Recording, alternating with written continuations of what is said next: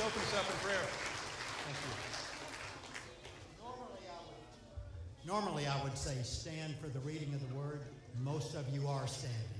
And those who can stand, please join me. I'm going to start with Psalm 5. Lead me, Lord, in your righteousness because of my enemies. Make your way straight before me. Not a word from their mouth can be trusted. Their heart is filled with malice. Their throat is an open grave. With their tongues they tell lies. Make them bear their guilt, O God. Let their iniquities be their downfall. Because of the abundance of their transgressions, cast them out, for they have rebelled against you.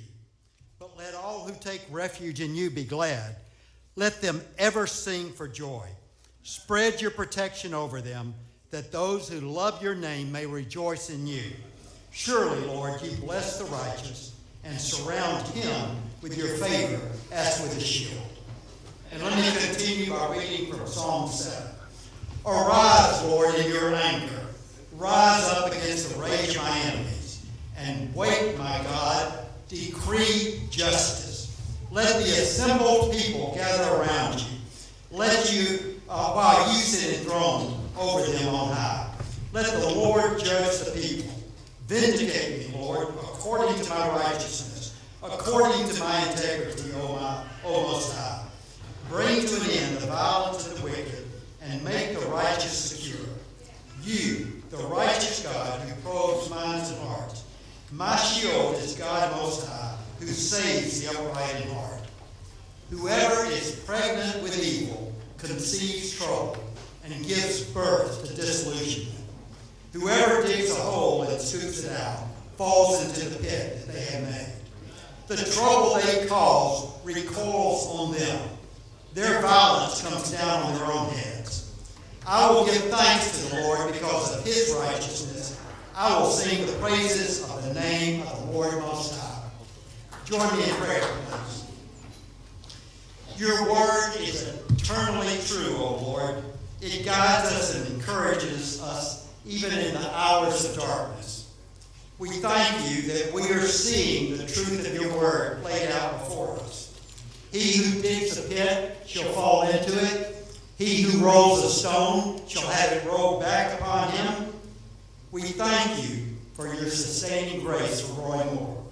We thank you that you have been his protection. And we thank you that you are surrounding him with your favor as with a shield. Be in our midst tonight, O Lord, we pray. In Jesus' name, amen. Amen. Now, we can start out with the Pledge of Allegiance. I have asked Lieutenant Adam Parker to come forward. Please, Lieutenant Parker. Adam Parker is our coordinator for Houston County. He's done a great job all campaign long, and I've asked him to please say Pledge of Allegiance. He also happens to be running for state rep around here. All right. Thank you, Rich. If you're able to stand, look to my part's easy. I pledge allegiance to the flag of the United States of America and to the republic for which it stands, one nation, under God, indivisible, with liberty and justice for all. Born and unborn. Please remain standing because we've got the national anthem coming up. And I have Priscilla Ford who's going to come up. Priscilla Ford's in the 10th grade. Priscilla Ford is 15 years old. Priscilla Ford can sing real well. Please welcome Priscilla Ford.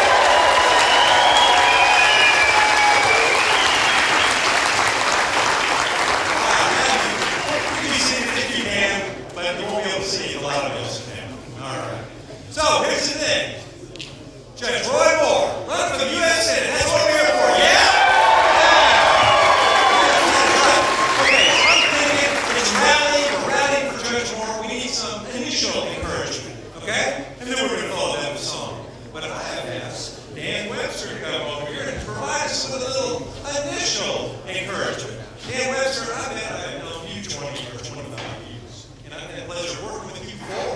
And Dan Webster was in this great press conference the other day, and he was talking about voter fraud, voter inconsistencies, and things like that. I was real proud of him, Dan. And I just wanted you to come up here and tell us a little bit. He's a great guy. He's a retired major in the U.S. Army. And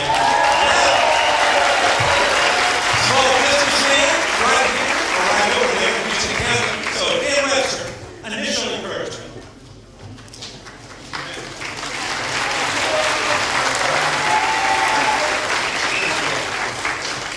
I'll try to make this as brief as possible. Family, friends, and fellow Alabamians, I submit to you that we have a date with destiny. A long time ago, we were taught scripture. Yea, though I walk through the valley of the shadow of death, I will fear no evil. For thou art with me, thy rod and thy staff shall comfort me. Now, we know the Lord is with Judge Ward. But my question to you tonight is, who among thee will be with Judge Roy Moore?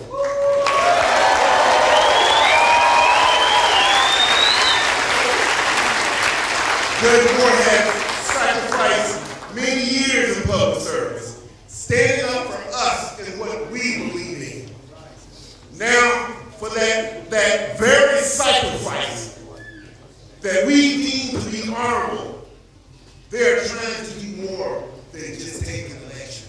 They're trying to destroy this man. I said they're trying to give Judge Roy Moore a high-tech mansion.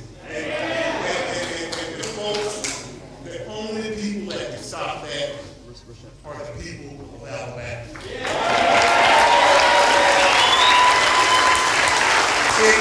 It stopped being about a campaign a few weeks ago. You see, they're after this man's life. They're after his livelihood. They're after his legacy. And we are going to say no.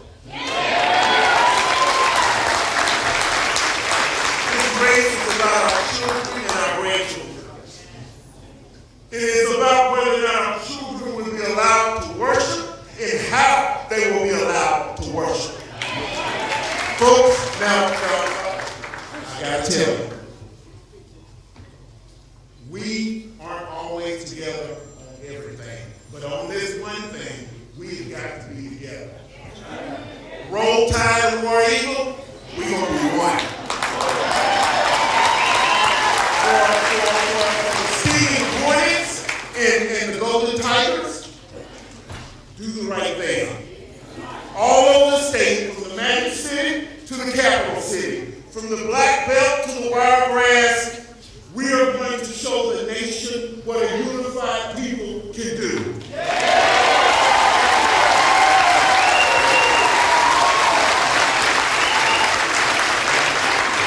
Roy Stewart Moore has already been vetted.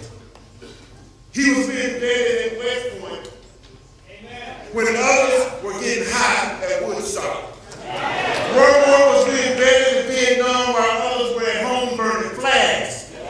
People in his own home up in Etowah County, the people of Gaston and Rainbow City, they have already vetted him. They vetted him to be the DA. They vetted him to be the circuit court judge. Folks, Roy Moore is already vetted. We vetted him. We vetted him at the state level, not once but twice, to be our Chief Justice of the Alabama Supreme Court. We already know this man. There ain't no surprises. There ain't no secrets. With Judge Roy Moore, he is what he is. This man believes, as we believe, in one God who made heaven and earth, a God who sits high and looks low, a God who has blessed this state. And honestly, folks, this ain't about Roy Moore. And with all due respect, it ain't about Roy's opponent.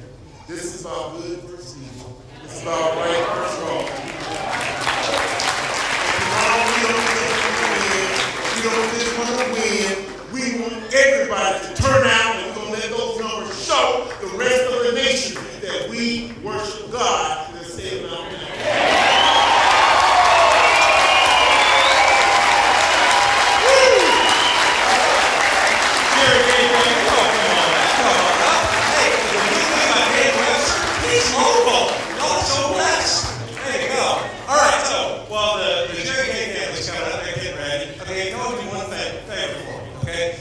To say we have national press here, that's an understatement. We have earth press. So if you guys go all turn around, everybody wave. All right, now turn back and let's watch let's listen to the Jerry Gay family. They're from Geneva County. I'm proud to say that Geneva County voted the highest percentage in the runoff, 73%. Geneva County.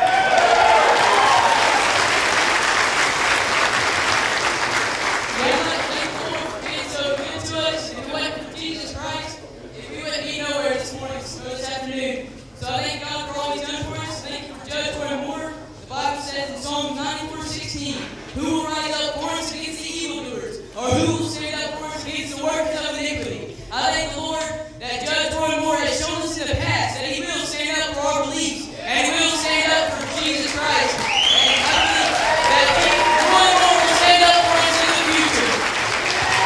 I also want to thank God for being so good to us. His blessings beyond measure. The Bible says, "For the Lord is good, His mercy is everlasting, and His truth endures to all generations." Jeremiah the prophet said, "It is of the Lord's mercy that we are not consumed, because His compassions fail not. They are new every morning. Great is Thy faithfulness." He's been good to us. He's blessed our country beyond measure, but our country tried to turn away from God. David said, "Help, Lord, for the godly man ceases." And that's why we're here to support Judge Roy Moore today, because he has stood for God when everybody else backed down. He stood for the sanctity of marriage. He stood for the Alabama values. Thank God for Judge Roy Moore. Thank God for our country. God to sing a very good year. Thank God for our country.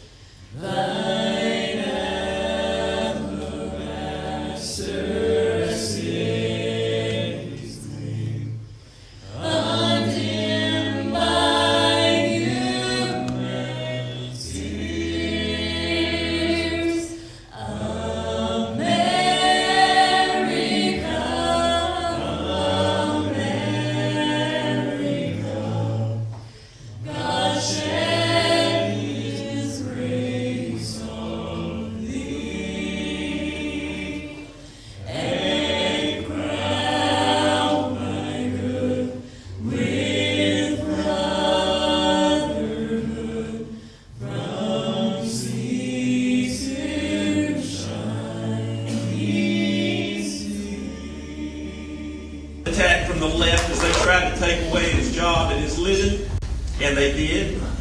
He stood for the sanctity of marriage and again was attacked. Again they tried to take his job, and they did.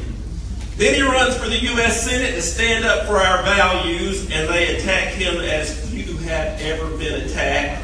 Amen. The man and his family live under grinding pressure every day. It is a pressure cooker. Very few of us could do it, so I thank you, Judge Moore. Thank you.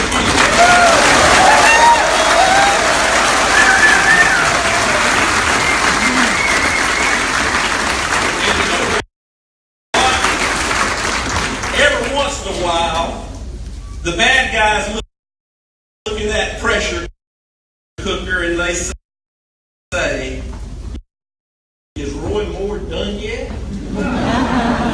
And the answer comes back strong and clear.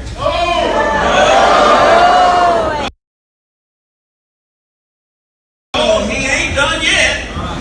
No, he ain't done yet. Amen. Judge Moore ain't done yet.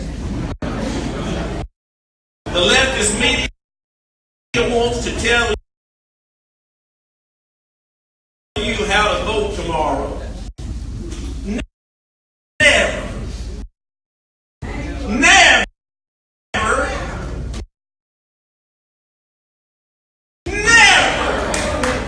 Never let the media tell you how to vote.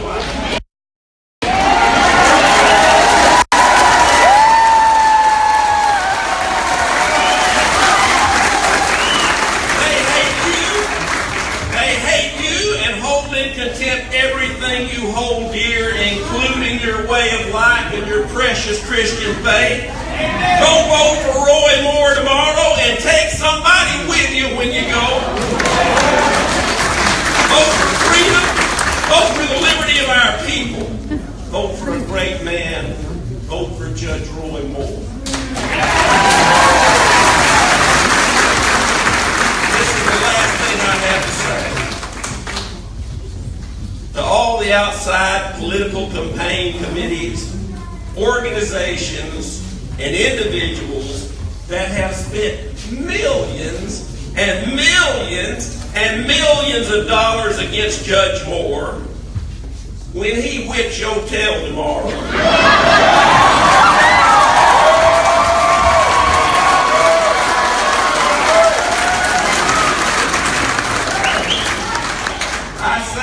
on behalf of South Alabama, y'all come back sometime.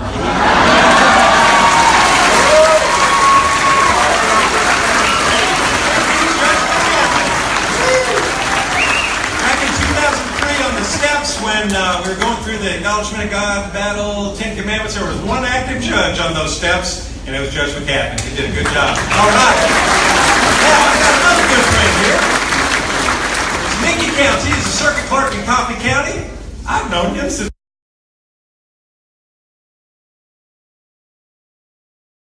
1976. Wow, we were young then. Mickey Counts, please come up here and bless us. Give us some encouragement. Mickey Counts!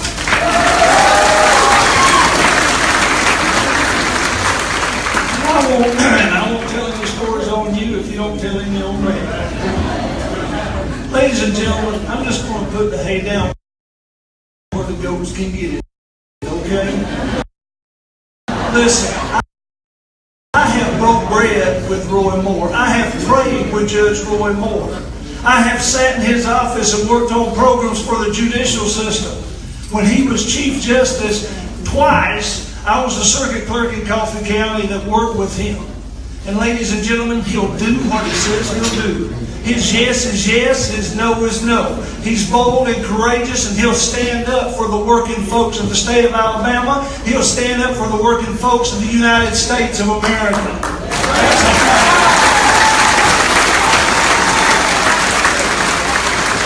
When my employees were wondering and came to me and said, "Mickey, are we going to get a pay raise?"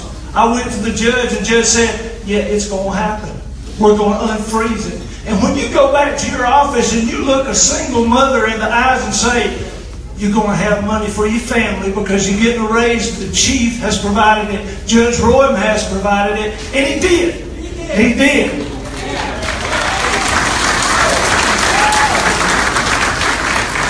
He don't have his own personal agenda. His agenda is support the people of the great state of Alabama and working with you and standing shoulder to shoulder with you. In 2005, when I switched parties because I could not stand no longer the immoral ways of the other party, he came to Enterprise, Alabama, and he stood by me. Even though I caught flack for what I did, he stood by me. And he's going to stand by you, and he's going to stand by the state of Alabama. He's going to stand by our beloved President Donald Trump and clean up Washington.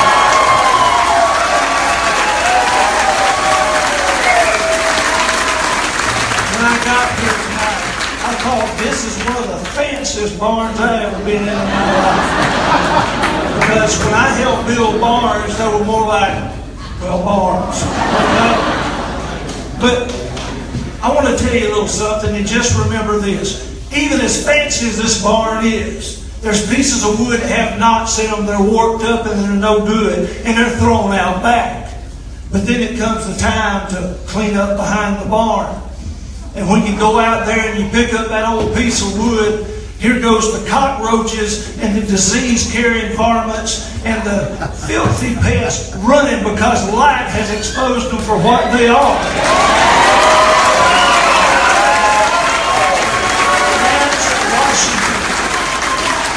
We've already got the start.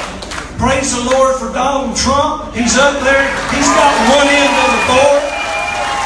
And now we need to send him some help. And that helps in Judge Roy Moore. Send him to Washington to grab the other end. Thank you and Merry Christmas.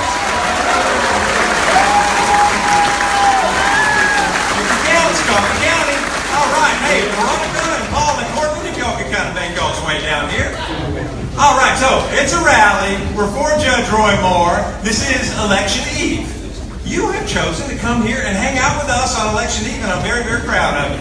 All right, now, anybody here from Coffee County? Yeah. Okay, all right. Anybody here from Dale County? We are in beautiful Midland City right now in Dale County. All right. Anybody here from Houston County? All right, I'm curious. Barber County? There's a contingency.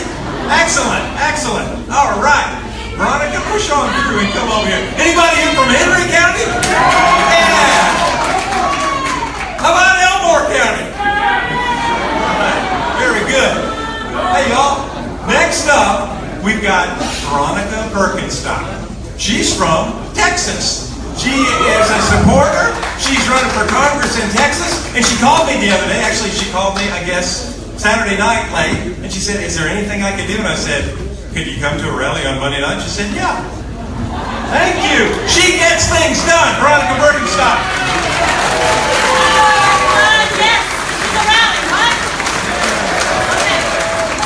I'm from the South. Can you figure that out? You gave me 1 minute. I've always got more to say than 1 minute.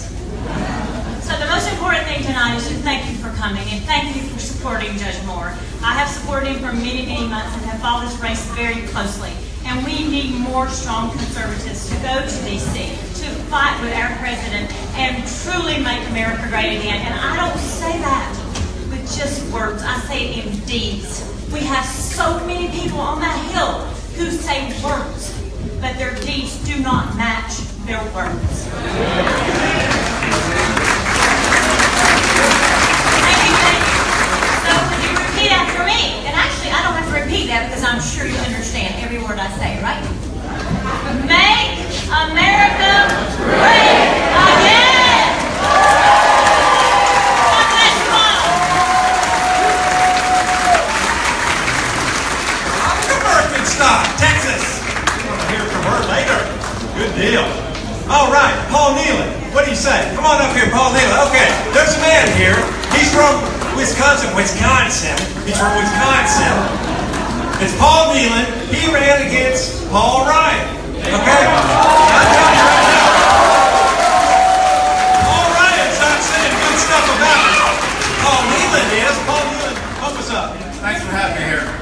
So, people ask, why did I drive all the way down here to Wiregrass when I could be up in Wisconsin in the nice cold ice?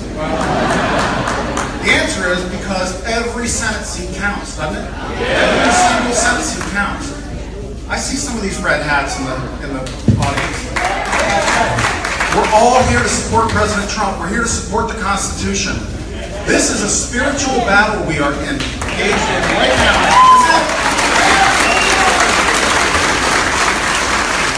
There will be justice. Truth will prevail. We will win tomorrow.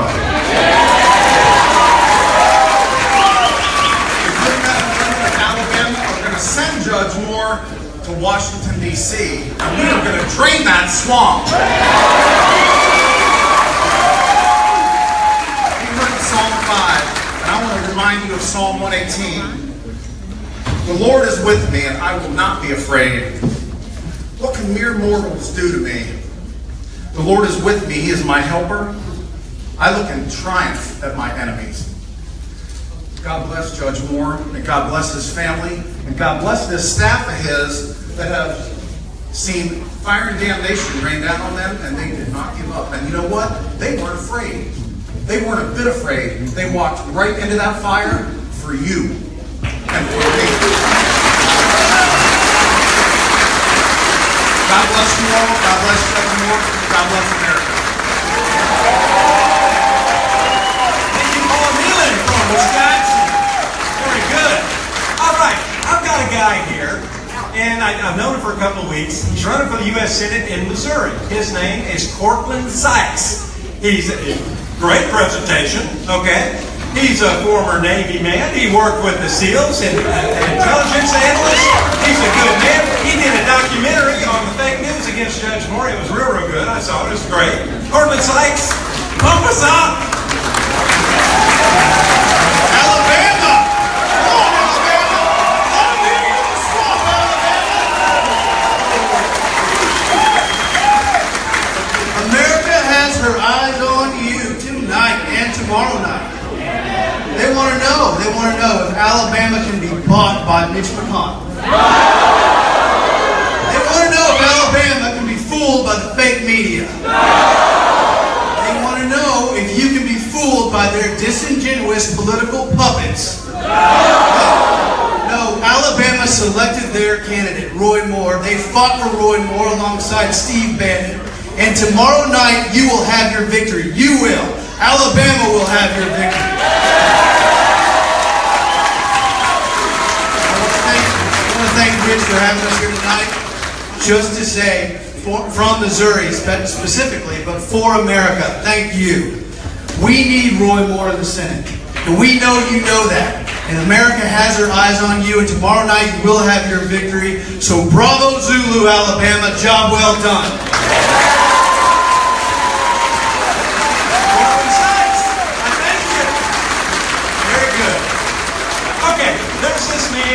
From Indiana. He's from Muncie, Indiana. And he called, it was like 4 months ago, maybe 5 months ago, and well, I want to help, what can I do? I said, he says, I'm coming down, please plug me in. So we had him speak at rallies all over the place, and he is fantastic. He's a former social studies teacher for like 15 years. He also was Representative Mike Pence's communication director in the early 2000s. And I'm talking about Andrew Phipps. He is a highly sought after speaker. I'm proud he's here tonight. Come on up.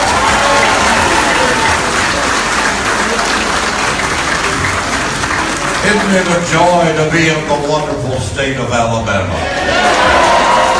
A most beautiful state, and it's an honor to be here tonight. I think about the great quotation that Mark Twain once said. He said, in the beginning of a change, the patriot is often hated and scorned.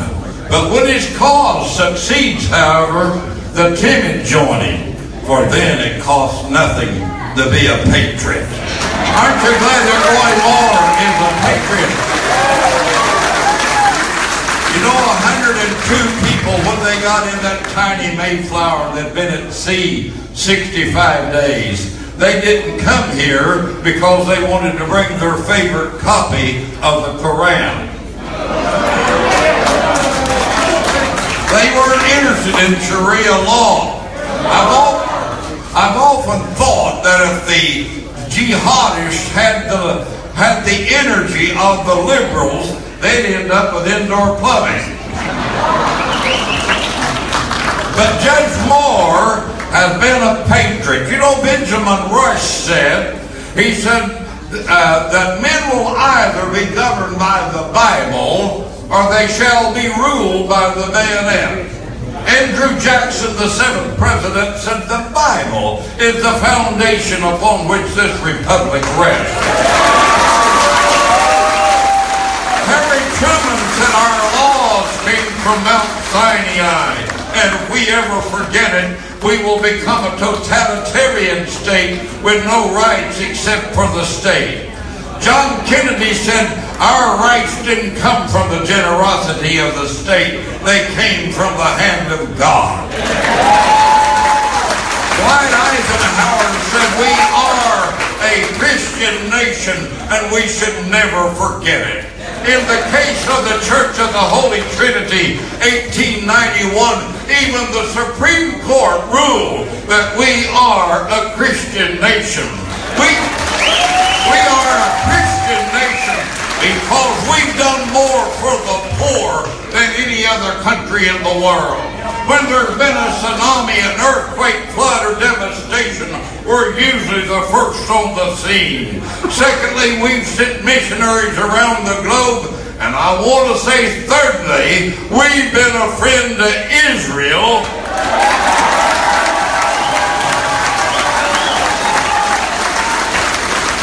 And aren't you glad to see a president that has the audacity, the courage, the integrity, the moral turpitude to try and say we're going to move our embassy from Tel Aviv to Jerusalem?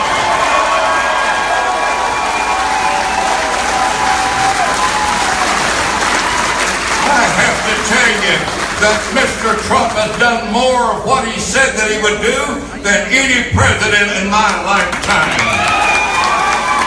I'm totally reminded of the man that went to Washington, D.C., and a mugger jumped out behind the hedge with a scarf around his head, and he told the fellow, he said, "Give me your money." He said, "Young, okay, give me my money."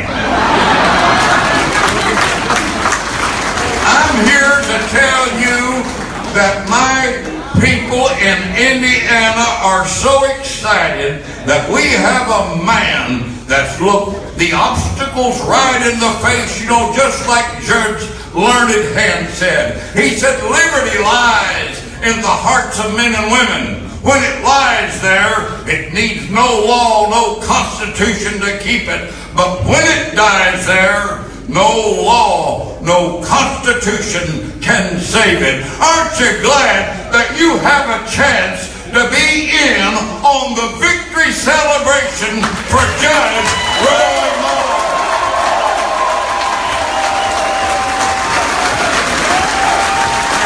Thank you, Andrew Phipps. Welcome. Very good. All right. Hey, also, I want to give a shout out. Bill Harris is here. He is vice chair of the 1st and 2nd District, Congressional District here in Alabama. Bill Harris. Give it up for Bill Harris of the GOP. Good job, you. All right. And now, it's somebody I want to hear from. I like listening to her speak.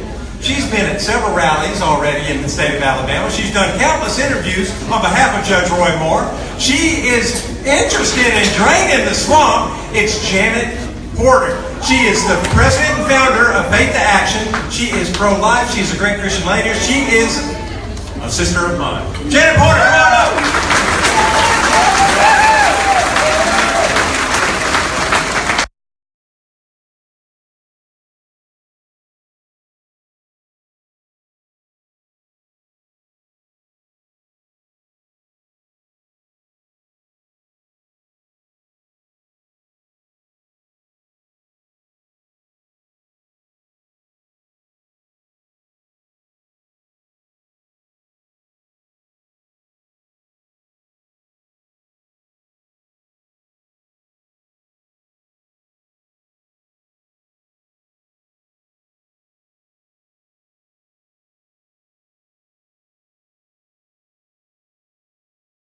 that. But the most important thing, and I'll tell you why it matters, that's why you haven't heard a rumor, you haven't heard any allegation of any wrongdoing, any impropriety in 40 years of public service. But the moment he stepped into the federal stage, right now, the winner of this race is winner take all.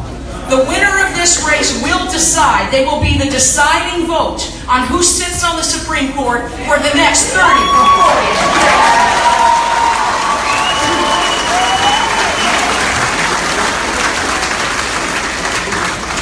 The bottom line is, Senator Roy Moore will confirm pro-life judges and Abortion Jones will block them. I mean, what good are pro-life promises from our president if you can't confirm the judges that he nominates? That's why the swamp world has come to Alabama. That's why the people of Alabama need to rise up and say no. We will not be told how to vote. We will not be bullied. We will not be bought. And that's what's going to happen tomorrow here in the state.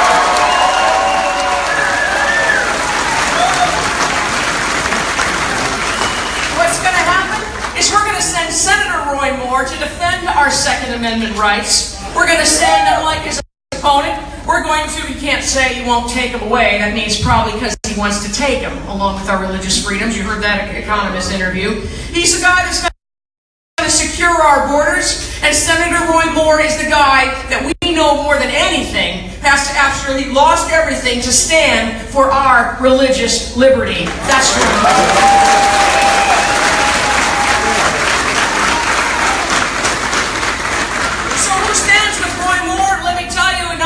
President Trump, not only does the governor of the state of Alabama, not only do members of Congress that are actually good, like the Honorable Mo Brooks, like the Honorable Louis Gohmert, who we'll hear from tonight, we have people like Dr. James Dobson, very, very well-known Christian conservative activist. We have Dr.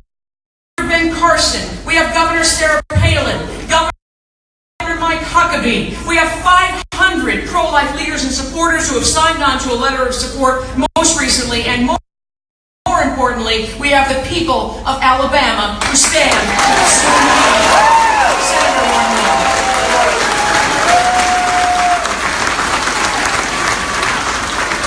But you can tell somebody not only by their friends, but by who their enemies are. And who stands against Judge Roy Moore? Well, we've got the far-left Democrats. We've got the Washington establishment.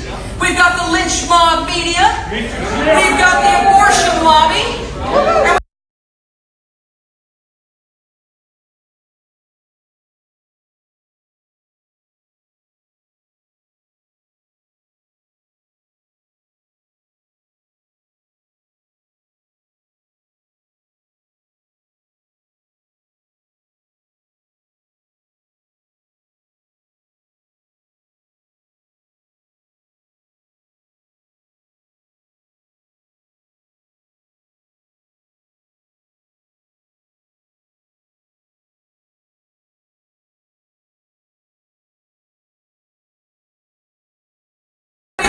And to any wrongdoing, the single shred of evidence has been shown without equivocation to be an absolute fraud. And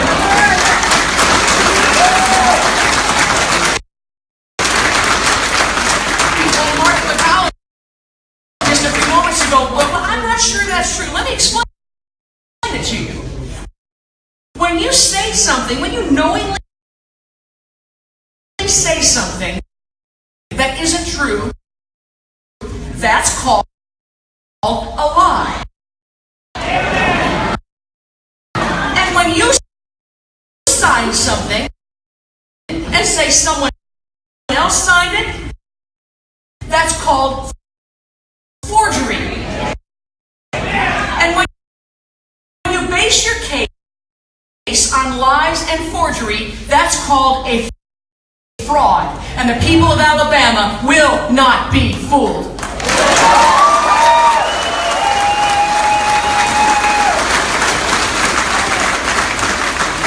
The people of Alabama, as we saw in the primary, will not be bought. The people of Alabama will not be bullied by any of the swamp creatures who soon will be leaving and crawling back to the swamp in Washington, and oh, won't that be a glorious day. What's going to happen tomorrow, I predict, is that the people of Alabama will rise up and be true to their motto. They will dare defend their rights. Their right to vote. How about that? That'd be nice. Their right to life. Their right to liberty. Their right to bear arms. They will dare defend their rights to secure borders, and they will dare defend their rights to choose who decides goes on the United States Supreme Court, and it's going to be Senator Roy Moore.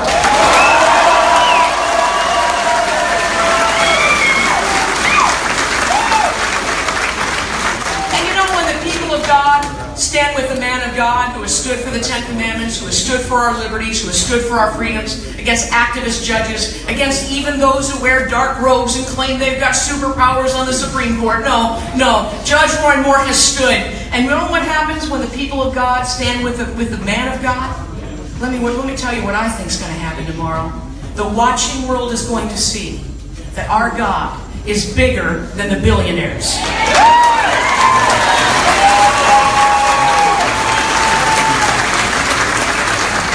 Our God is more powerful than the politicians.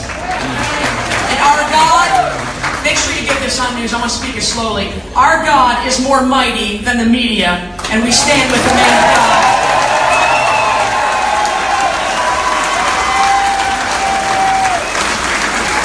They will tomorrow send the vindicated Senator Roy Moore to Washington to drain the swamp and make America great again. And nothing says don't mess with Alabama more than a landslide for Senator Roy Moore.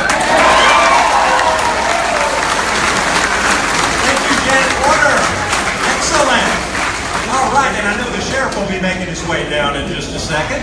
All right, hey, this just in, the polls open in 12 hours and 12 minutes. Hey! All right, okay, now you can look all around to see if we have any congressmen around here, okay? And you look around and you look around, there's one. There's one congressman in here, okay? And he's been with us from the beginning. It's Congressman Louis Gohmert from Texas. He's a former Chief Justice. He is a great, great guy. He's been there since 2004.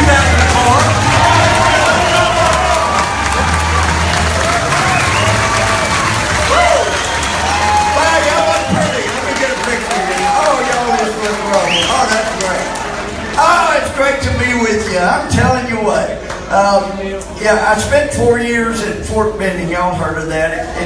It's partly in Georgia, partly in Alabama. What a great place to be, right? Well, I tell you what.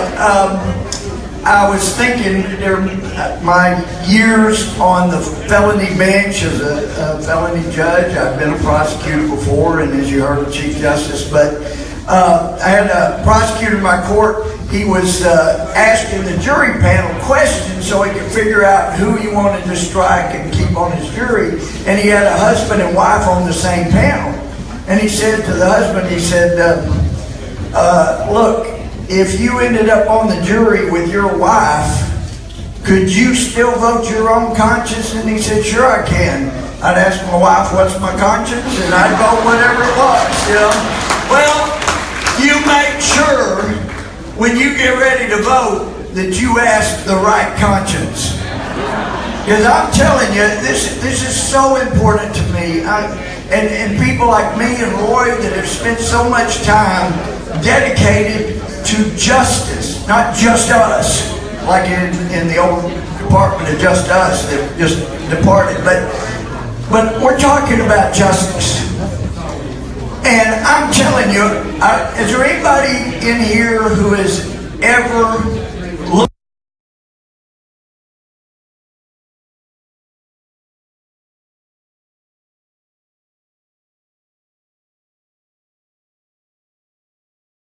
someone to death? I would never have forced him to trial in 4 weeks. It's outrageous.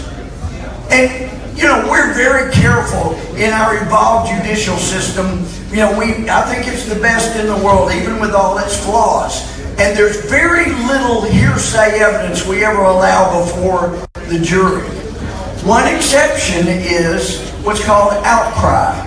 If somebody alleges that a sexual crime was committed, then I would have a hearing to determine if this was legitimate outcry that would be brought before the jury. Because if you wait too long to tell people, then our judicial system says it's probably not true. That's why we allow it in. How long before outcry? And if you say, I'm just speaking hypothetically, well, I got my family here, they remember for sure that I told them immediately.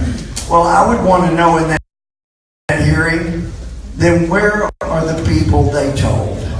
Because if you tell more than one person, there's no way that anybody sits on it. And by the way, where was your outcry when you were before this guy as a judge? Because I'm here to outcry about anybody that would say, oh, well, yeah, okay, I guess I admit I forged this bottom part, but not the top part. Well, who forged the top part then? I'd like to know. Because Roy Moore never put DA beside his name.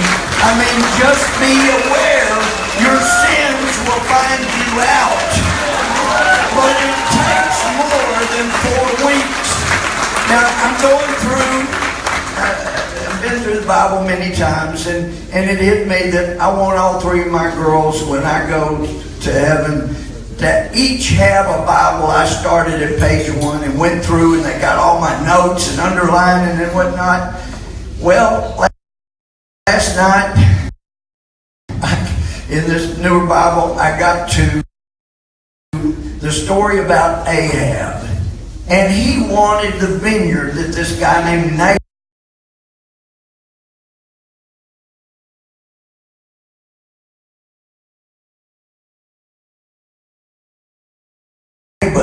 had. It was a lovely vineyard. And Naboth said, no, this I inherited it. I'm not giving this to you. I'm not selling it to you. It's not for sale. And he's all upset. And Jezebel, you've heard that name before, haven't you? Have you ever met somebody that seemed like a Jezebel? You know? Well, she says, not to worry, we got this covered. And so what does she do? She has some people bribed, tells them, just wait till Naboth is there at the feast, and then accuse him of these horrible crimes and offending God. This was a godly man. He'd never done anything wrong. And yet, the Bible calls them scoundrels. They got up and lied about Naboth, and they took him out and stoned him. And this is really important, people. You know, God gives us free choice. And we're living in the only little bubble in the history of mankind where Jews or Christians have been able to live and not suffered for their Christian or Jewish beliefs. Have you thought about that? We're supposed to suffer for Christ's sake. Whatever reason, we have this bubble, and we have almost lost it. It's almost gone. Because we're given the freedom to choose to either do right and stand for right. But let me just tell you, in all my years of listening to evidence, it drives me crazy to hear people say, well, it sounded like a very compelling story. They seem to be very polished. Well, yeah, that's what lawyers do. They sit their people down and they coach them for as long as it takes to get their story sounding good. But that's why if somebody waits 38 years to bring an allegation that will destroy a person's life, shouldn't they have more than 4 weeks to defend themselves? They should, you betcha. And so what you do, well, I mean, who has a calendar from what you were doing 38 years ago? I was in the Army 38 years ago, and they lost everything in my file except my honorable discharge, you know? I mean, how can I prove that? So what you've got to do is look for the problems. So, for example, hypothetically, if someone said, well, you know, I used to talk to Judge Moore on my phone in my room, and then you find out she didn't have a phone in her room, and the court didn't reach, and they didn't have a cell phone back then. You go, wow, she lied about that. And if somebody tells you, I remember so specifically, and they have a lot of really strong details, but they've been involved in a lot of drugs or alcohol since then, normally, just my experience, you would have them, if they were really honest, say, man, I've messed up my head so much from the drugs or alcohol. It's really hard to remember some of these things, but this is the best I remember.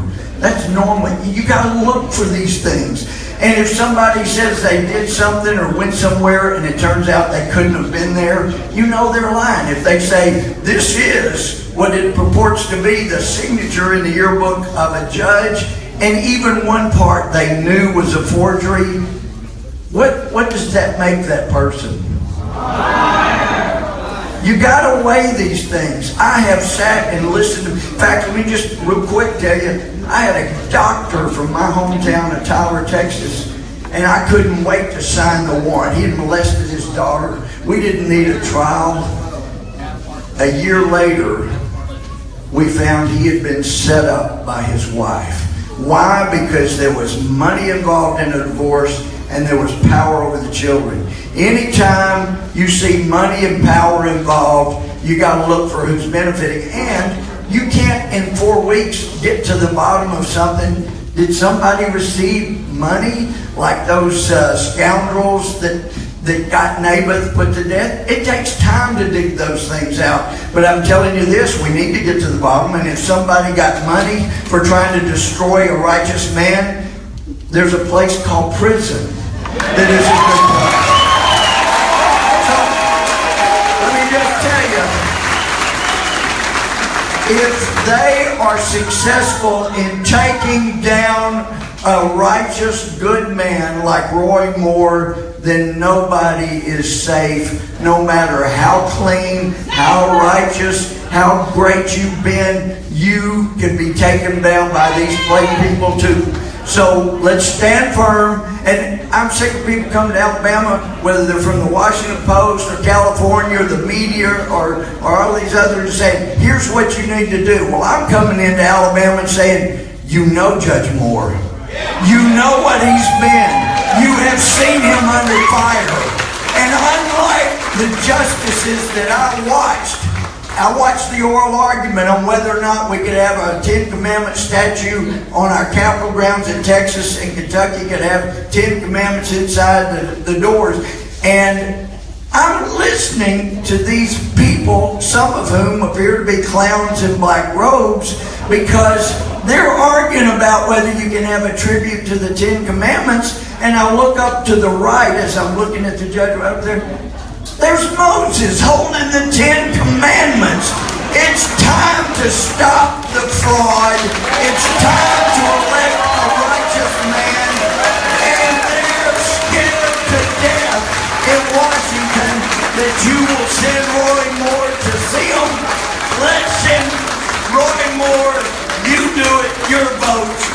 We're going to have a fun time in the old town when Senator Roy Moore gets there. God bless you all.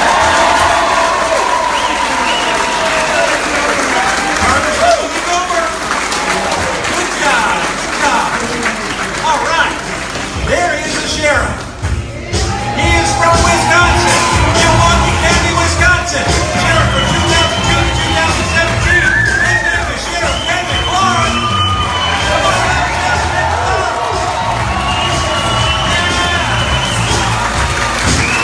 up, he's doing the photo op.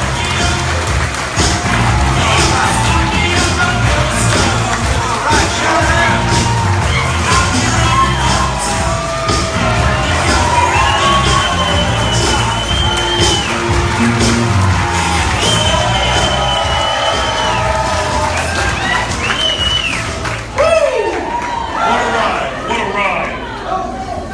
So good to be in the great state of Alabama on this election eve. You know, I got one bias. I'm going to put it out on the table right away. Disclaimer, if you will. Roll Tide.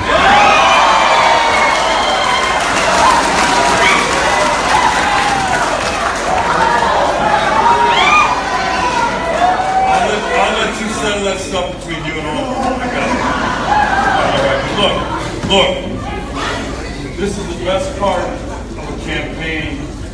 I'm sure Judge Roy Moore and his family can tell you with everything they've been through, they're battle tested and they're ready to go to Washington, D.C. The reason why Election Eve is the best part of the campaign is because you don't have to hear any more about focus groups. You don't have to hear any more about polls involving likely voters, registered voters, to which I say the only voters I care about are actual voters, the ones who are going to go to the polls tomorrow and put more and more over the top to become the U.S. Senator from the state of Alabama.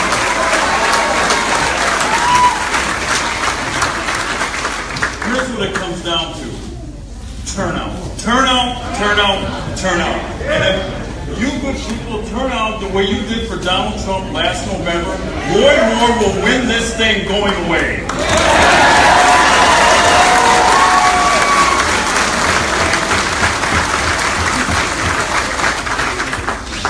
Now, it's a little difficult coming to this great state, and I said this from the beginning when all the crap started about Roy Moore. People ask me about it when I say people in the media, and I said, you know what? Let the good people of Alabama sort it out. They'll figure it out, the smart people. And I believe that then, I believe it now.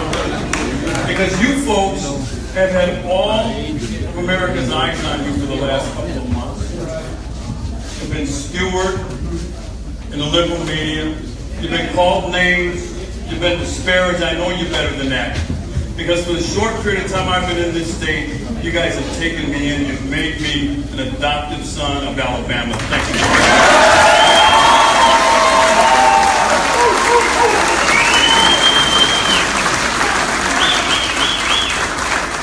Now here's why this is important. You know this, but I'll say it anyway. This is about the survival of this republic. That's what this election, that's what every election is. We have momentum going right now, coming out of last November, but we have to keep it going. If you want to see Obamacare get its proper burial, then you must turn out tomorrow and vote for Roy Moore.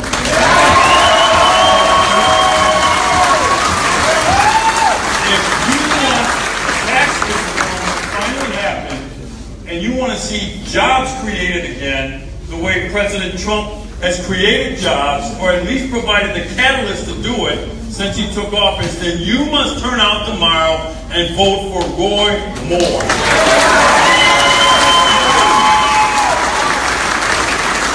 If you want to see an end to illegal immigration, where illegal aliens trespass into our country and set up residency, putting a strain on local resources that you have to pay for, then you must turn out tomorrow and vote for Roy Moore to be the next United States Senator.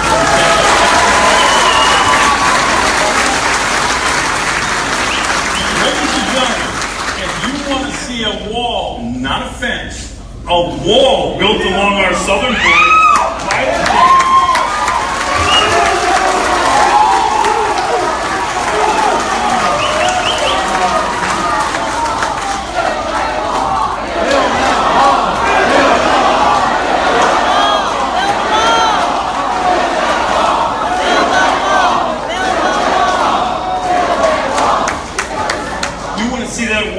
stop violent gangs, illegal drugs, and weapons from coming across our border, then you must turn out tomorrow and vote for Roy Moore to be the next senator from the state of Alabama.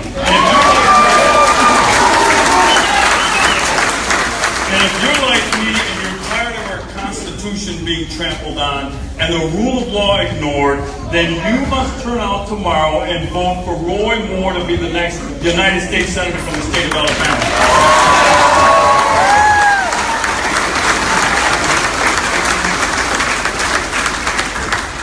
Ladies and gentlemen, if like me, you believe that blue lives matter in America,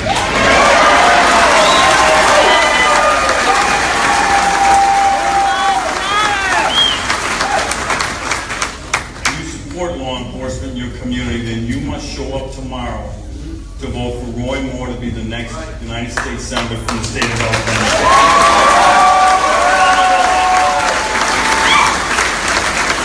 If you want law and order to return to your community, then you must turn out tomorrow and vote for who? To be the next United States Senator from the state of Alabama.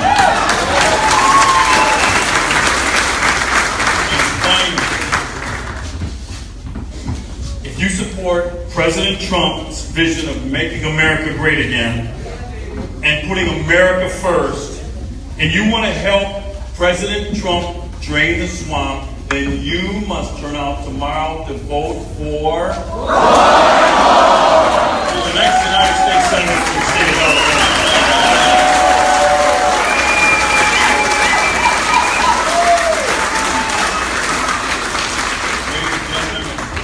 Before I leave the state, I have one question. Can I count on you? No, I mean really, can I count on you?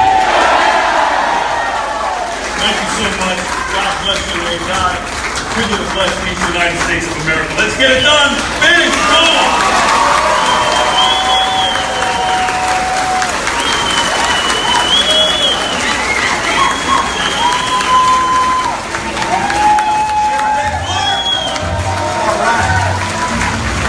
Executive Chairman of Breitbart News. He's the former Chief White House Strategist.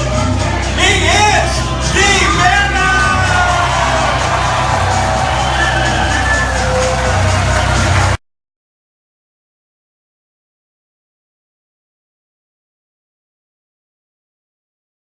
Thank you all. I love doing barn rallies in Alabama.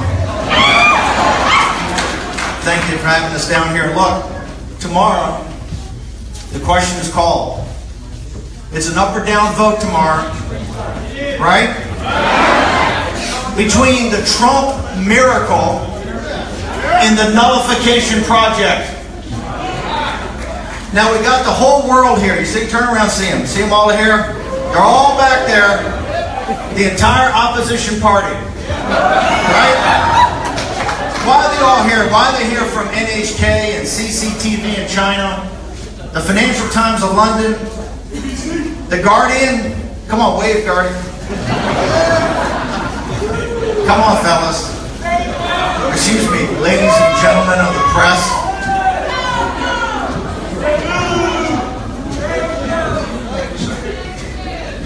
Give me some mobility. So the question is called. This is greater than Judge Moore. Right? It's even greater than the people of Alabama. I know one thing. Nobody can come down here and tell folks in Alabama what to do. The cussedness, the grit, the determination. You're the backbone of this nation. Nobody's going to come down here and tell you what to do. And I'm a Virginian. It's the last thing a Virginian to do is tell somebody from Alabama what to do, right?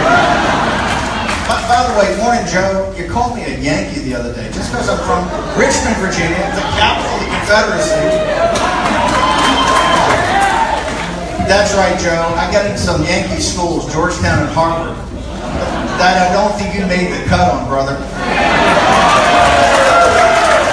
Just because a Southerner goes to a Yankee school, Joe, doesn't make him a Yankee.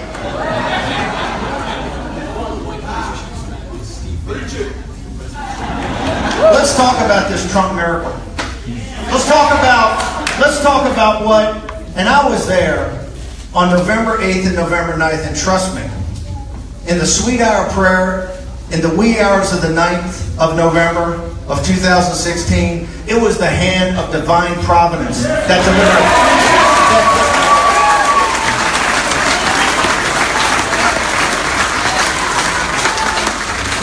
That they're going to mock and ridicule that tomorrow. That'll be a headline. Bannon said God wanted for Trump. Right? They're all in it for Putin, wanted for Trump. It's so sad, so sad. But here's what's happened. Look what's happened in the time. Look what's happened in the time since President Trump. It is a true miracle. Right? 2.2 million jobs. Oh, it comes in three things. It comes in three things. Our sovereignty, our economy, and our national security. Exactly what he promised on the campaign trail. When I got in the White House, I took all the furniture out. I took all the furniture out and just put a standing desk and a bunch of whiteboards. Number one, I didn't want to have a meeting longer than 5 minutes. And if you have a standing desk, no seats, no table, they're very short. All we did was put the campaign promises. Look what President Trump's delivered. On our sovereignty, what is it, 46 years, the lowest illegal alien crossings across the southern border? And he stopped mass illegal immigration. The number one beneficiary of that is the Hispanic and black working class. Because they don't have to compete with illegal alien labor. These folks don't understand. Ethno-nationalism has got nothing to do with it, folks.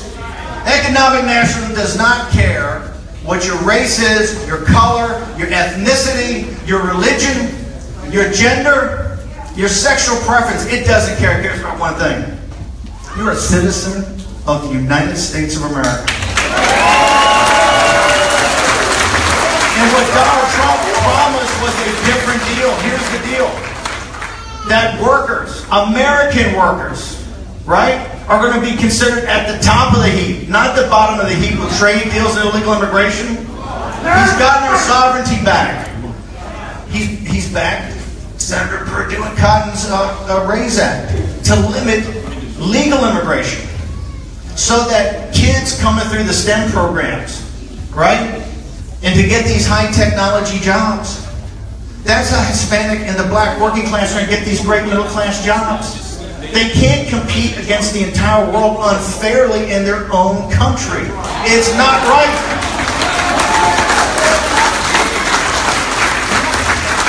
On the campaign trail, they mocked and ridiculed Trump every day on his economic plan. The Wall Street Journal, Financial Times of London laughed at him. We don't have a tax cut yet. We'll have a tax cut by next week. But look what economic nationalism has done. 3.3% growth already. The New York Fed says the fourth quarter is going to have 3.9% growth. It's the highest projection they've ever had with this modeling. We've got the lowest unemployment in 17 years, lowest black unemployment in 17 years. Hispanic unemployment is 4.7%. I don't think it's never ever been that low. 40,000 manufacturing jobs created in November. 2 million jobs overall. American jobs for American workers.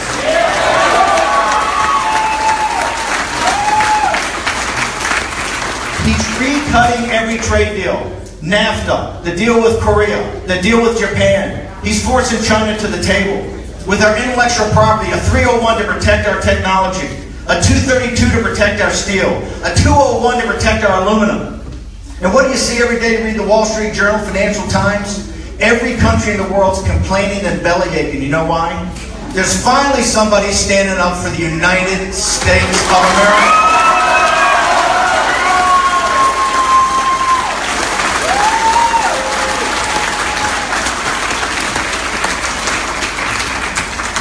You all talk about hate speech.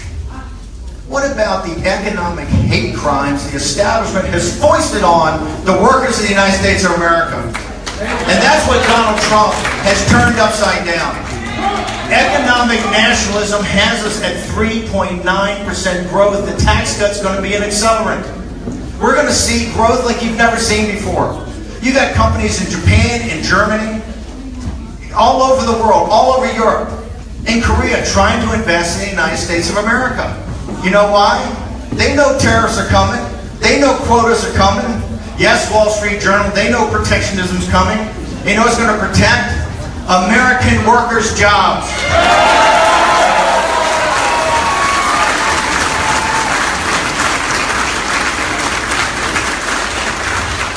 On our national security, you know, if you go back to January 20th to the inauguration, he had a phrase in there he wrote down in Mar-a-Lago. We will rejuvenate old alliances and create new ones. And we will unite the civilized world to eradicate radical Islamic terrorism from the face of the earth.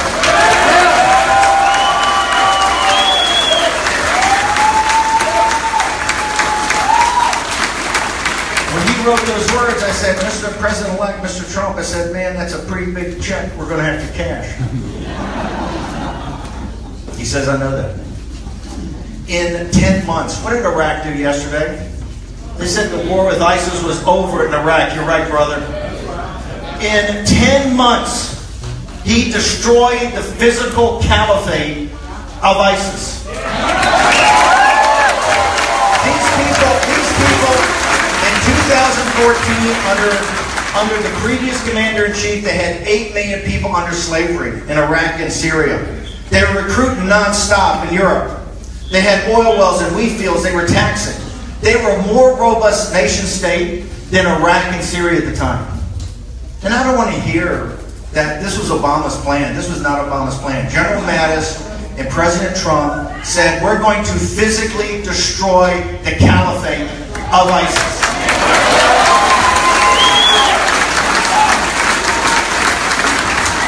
He went over to Riyadh and called all, with the king of Saudi Arabia, called all, I think it was 44, 45 Muslim nations together, said, we're prepared to work as partners. We're prepared to stand up to Iran. We're prepared to watch that, stop that Persian expansion, right through Baghdad and Damascus, all the way to the sea to Hezbollah and Beirut. We're prepared to help you stop it in Yemen. But here's what you got to do. You got to stop financing radical Islamic terrorism in Europe and the United States. And those countries, the United Arab Emirates and the Saudis, took action, right? This is a part of the world they're always double-dealing you. They took action, bold action. That's Donald J. Trump's leadership. And do you ever hear that? Do you ever hear the Trump miracle? Do you ever hear him talk about that? Do you ever hear him talk about the economic miracle? Do you ever talk about this turnaround of economic nationalism before the tax cut? And that corporate tax cut, when the $3 trillion gets repatriated here, and the corporations get to be more competitive in their tax rates, more jobs, more plant. You expense plant equipment 100% on the day you put it in. More manufacturing jobs. But you don't hear that every morning on the opposition party. This is not a fair and balanced media. They don't even make any pretense.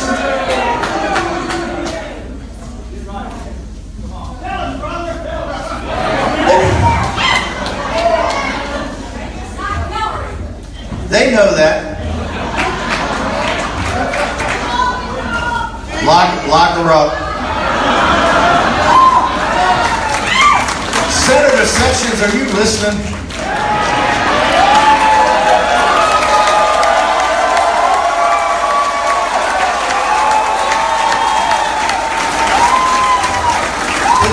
This would be Senator Sessions' seat now, wouldn't it? Come on, Senator Sessions. We've got to work with us on this one. He's brought our sovereignty back. He's turned our economy around. He's dealing with this situation. It was left in North Korea where all the geniuses in Clinton and Bush and Obama, all these guys said they'd never get the nuclear weapon. Right? He's having to deal with that with China at the same time. In every part of the world, think about it. In Venezuela, he was left the Bay of Pigs in Venezuela, the Cuban Missile Crisis in North Korea, and Vietnam and Afghanistan. That was dumped on Donald Trump, all the geniuses out there. Right? They mock and ridicule him every day. And look how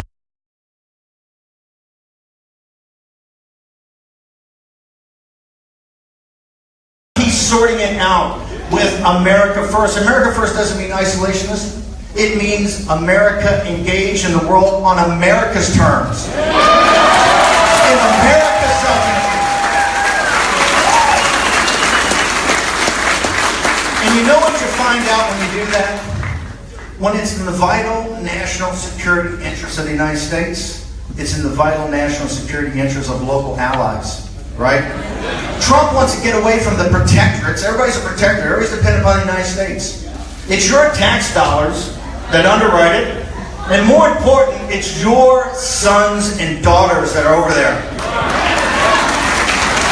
And those ships in the South China Sea, that army up there in Korea and Okinawa, in the Hindu Kush Mountains in Afghanistan, the 2,000 we have in Iraq, the 2,000 we got in Niger, whether it's sub-Saharan Africa, the Persian Gulf, the South China Sea, or the Northwest Pacific, it's your sons and daughters. Our most precious resource, squandered by the elites in this country. You know why? Their sons and daughters aren't over there. No way. No way. They want you to pay for it, and they want your kids to enforce it. Under Donald Trump, that deal's changed.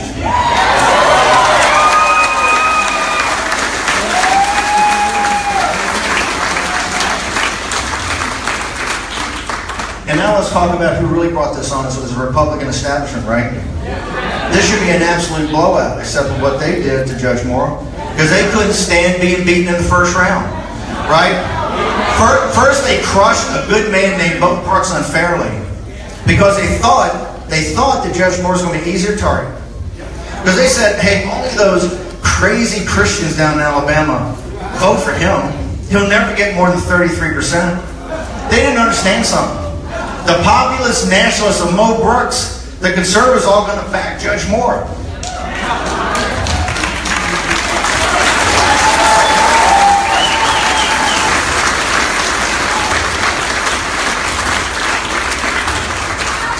To Mitch McConnell and Senator Shelby,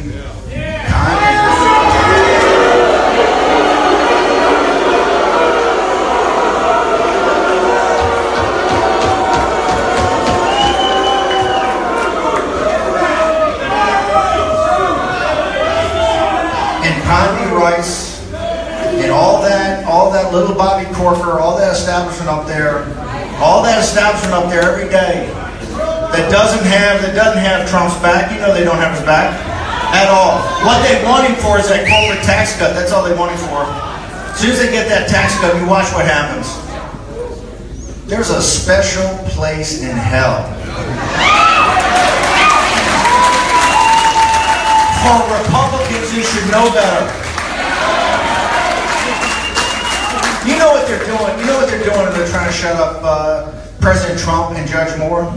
They're trying to shut you up. Why do you think the whole world's here?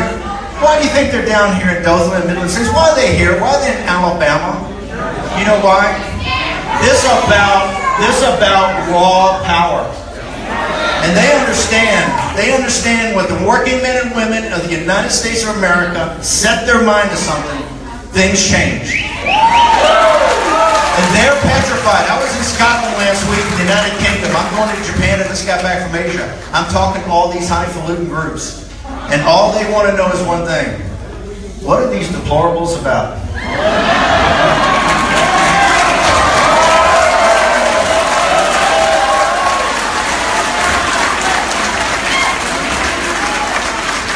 And as President Trump loves to say, no games.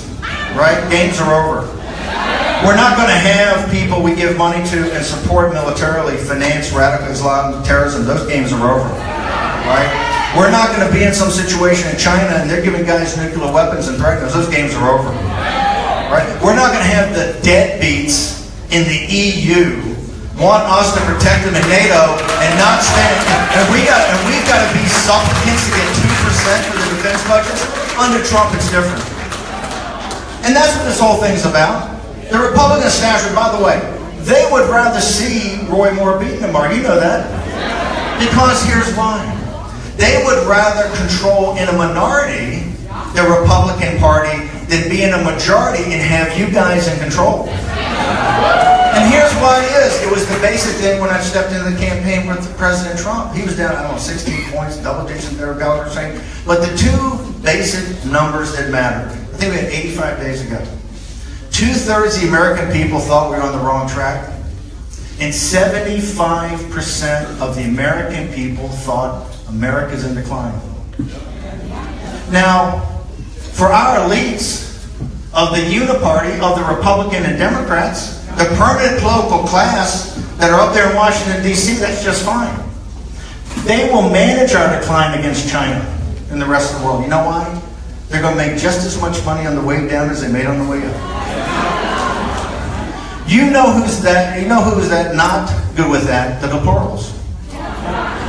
The working men and women in this country understand not just about future generations, the generations that got us here. Think of the back-breaking labor. Think of what went in to build this country. Are you prepared to give it up and let these elites take it and just give it away? That's the power that elected Donald Trump. That's the power that's going to elect Roy Moore tomorrow.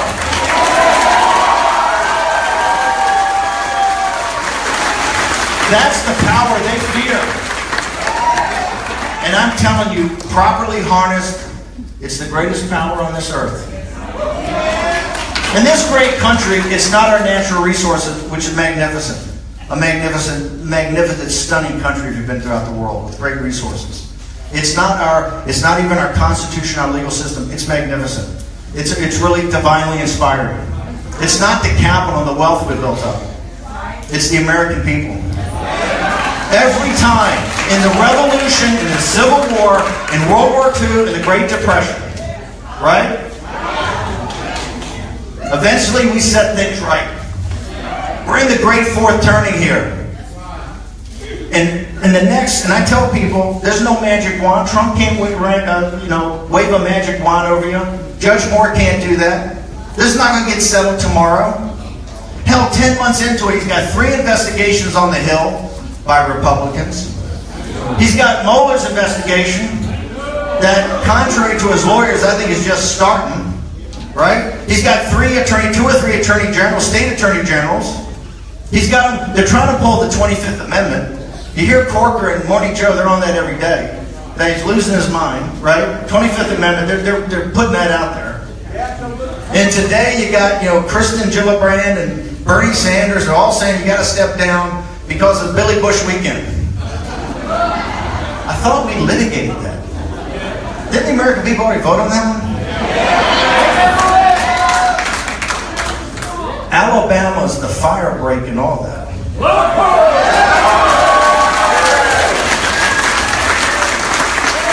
Judge Moore wins tomorrow, it's a different deal. You understand that, right?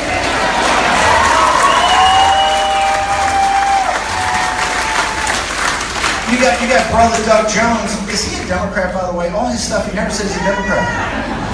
Brother, you got to embrace Hillary Clinton and the Clintons. You've been in business with them for 25 years. How come you're not proud of it? Right? You were a delegate for Obama. How come you're not proud of that? By the way, if you believe in it, embrace it. Don't try to run to something different. That's all he's doing. And it's never the issues. They never want to debate the issues. Because they understand if they debate the issues, they lose. So they always try to run as conservative as they can get. These folks are too smart for that. The internet kind of put you legacy guys out of business. That's where you're laying off folks all the time.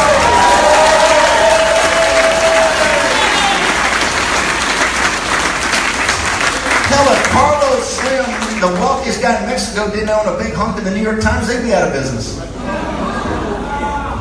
They can't even figure out what to do with CFN, cable fake news.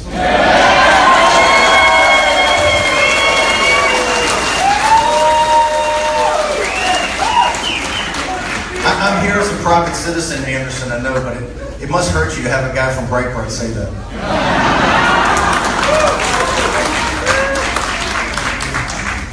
Tomorrow they call the question.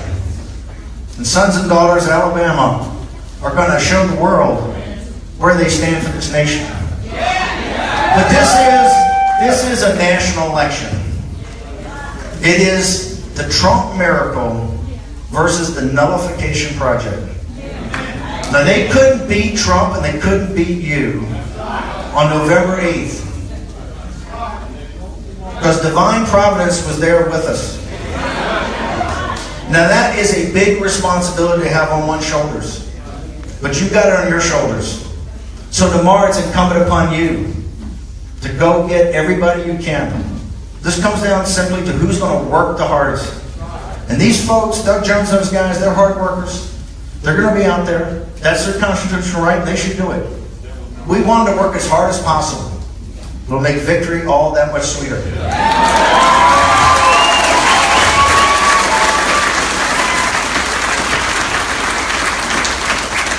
I think if we had to put a question of this importance to one state for the globe to watch, I couldn't be prouder as a Virginian to be down here and address the good folks of the state of Alabama.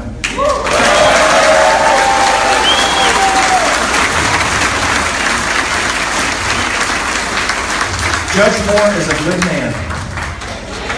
Judge Moore is a righteous man. And Judge Moore, they tried to destroy Judge Moore like I told you they would. Remember I told you this? Months ago I told you there's politics of personal destruction. They tried to destroy Donald Trump. And they tried to destroy Roy Moore. You saw how they did. There's nothing too low for these people to do. They don't know about them. Right?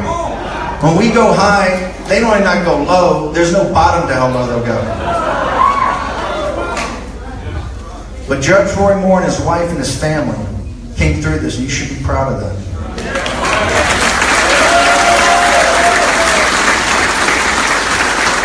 The reason you should be proud of it, you know they do this to send a signal to all these young people out here who are thinking of standing up, right? Who are thinking of throwing off the chains and say, hey, I want to help my people get total and complete freedom. I want to get away from all these deals that are throughout the world that have taken America's freedom and its wealth and transferred it overseas. And what they're going to do, just like with Trump and just like with Judge Moore, they're going to try to personally destroy them and their families as a lesson to all you young folks. That if you're going to stand up, you're going to get the same thing. They're coming for you. Amen, brother. That's exactly right. Donald Trump showed us in November 2016. Roy Moore showed us in his entire campaign and his family how they comported themselves. In Donald Trump, the Nullification Project, every day they're after him. Every day, not just the pressure of being commander-in-chief in a time of war, not just the pressure of trying to redo all these deals that are so upside down, not just the pressure of the Oval Office and the Situation Room and the tank and everything he has to go through, but every day a different investigation, a different, a Gillibrand asking to step down because of the Billy Bush stuff. These guys hounding him. Because it's trying to send you a signal, right? That you put up another guy, they're going to destroy him too. That's why the men and women in this room, we have to have the backs of these people. One of these establishment guys, I believe it was Willard Mitt Romney.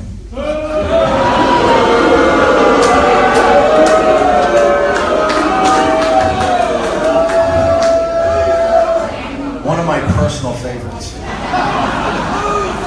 He made a comment before I talked last week in Fairhope at the barn there about, was it honor and integrity? Honor and integrity. Honor and integrity.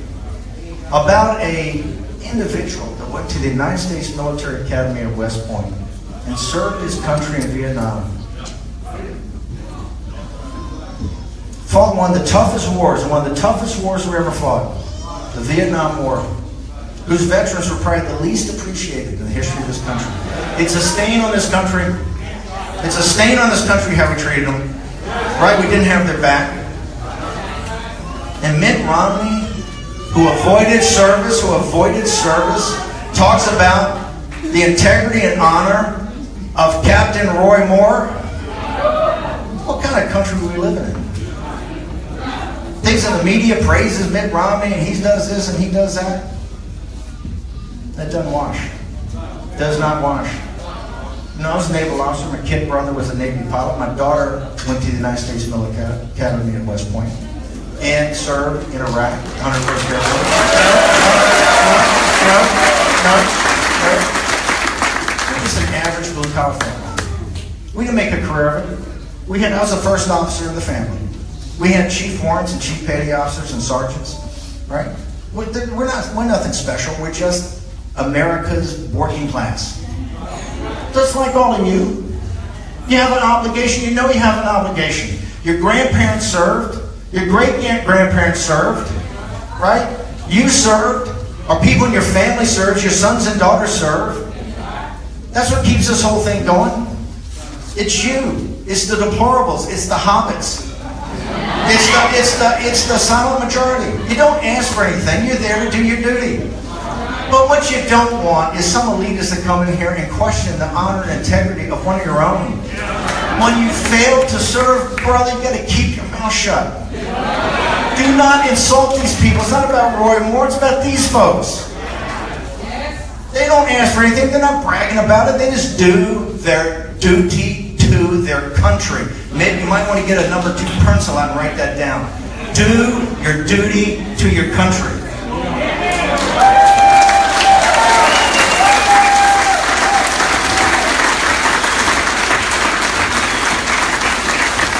I'm so honored tonight to end this little talk with folks in Alabama, from a Virginian, not a Yankee. Although sometimes I know down in the deep south they think the Virginians are kind of Yankees. I'm very honored tonight. We have a very special guest. It was a gentleman who actually served in Vietnam with Captain Roy Moore. Honored to bring to the stage now Bill Staley, Captain Bill Staley, who will tell you about a man of honor and integrity, Judge Roy Moore.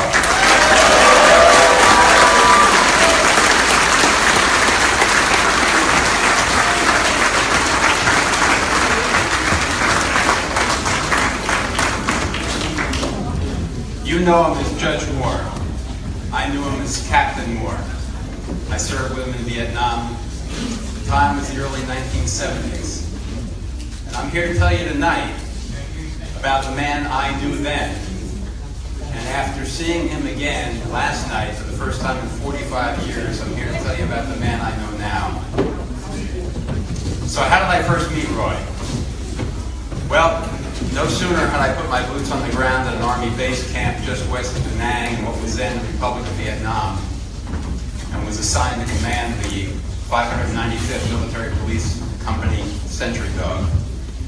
Then the battalion operations officer said, "Come on, I'll take you to your hooch, and I'll introduce you around. In fact, I got a captain I want you to meet." So I picked up my duffel bag, and I followed him, and I knew the drill. He was going to take me to the best officers of the battalion.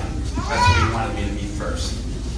And sure enough, we went and knocked on the hooch, because it was after operations hours, and Roy came to his door, and I was introduced to Roy. And after that, I saw him nearly every day. I was immensely impressed with him. I learned later that he was a West Point graduate. It's not something he shoved in my face. I was a product of a very good ROTC program. Roy and I attended the same briefings. We lived in adjacent hooches. We ate together. We hung out together after operations hours. And I grew to admire him, his military bearing, his devotion. I saw him to be entirely honorable, disciplined, morally straight, and highly principled. He was a terrific officer, and we grew close. And I knew that if the occasion arose, he would lay down his life for me and I for him, without question and without hesitation. There came a time when another officer came through our base camp, battalion headquarters, without process. He had served his tour of duty in Vietnam, and he was spending his last night up country and was heading home.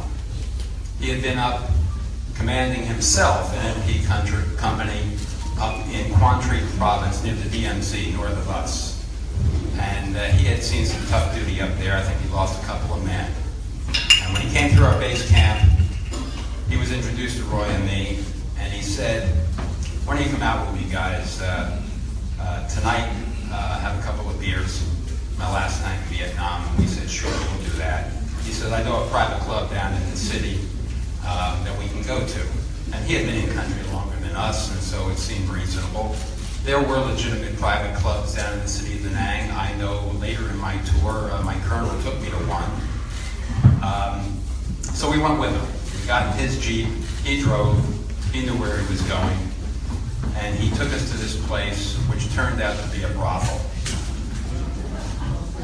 We walked inside. I can tell you what I saw, but I don't want to. It was clear to us what kind of place it was. And Roy turned to me in less time than it took for someone to come up to us. And there were certainly pretty girls, and they were girls. They were young. Some were probably very young. I don't know. I don't remember that. I wasn't there long enough. Roy said to me, "We shouldn't be here. I'm leaving." Or words to that effect. In fact, I think those were his exact words.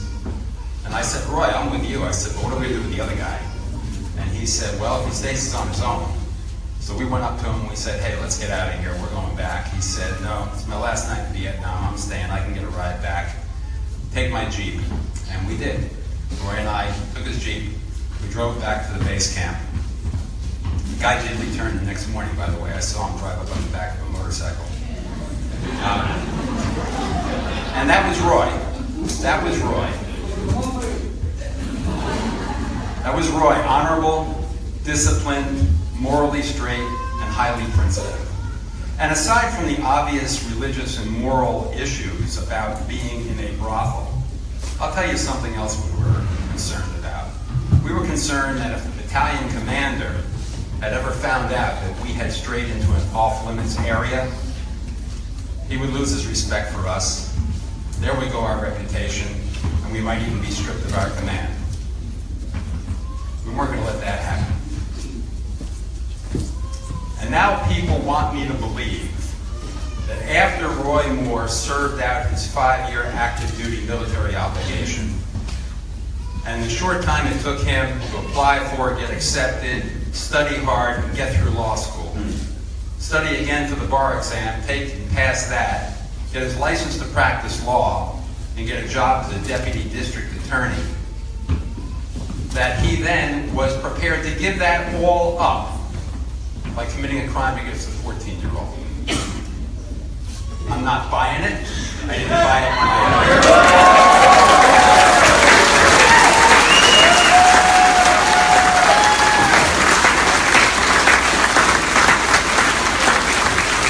I'm buying none of it. It's all garbage as far as I'm concerned.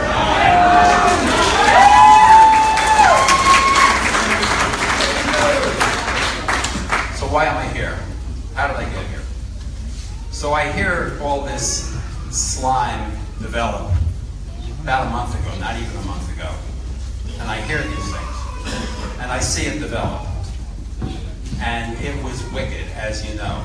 Yeah. It was, in my view, and I don't mean to over-exaggerate just one bit, it was the political equivalent of a Viet Cong ambush. And I saw my Vietnam buddy standing in the kill zone. And I saw those Republicans in name only, those rhinos in Washington, drop their weapons, take their money off the table.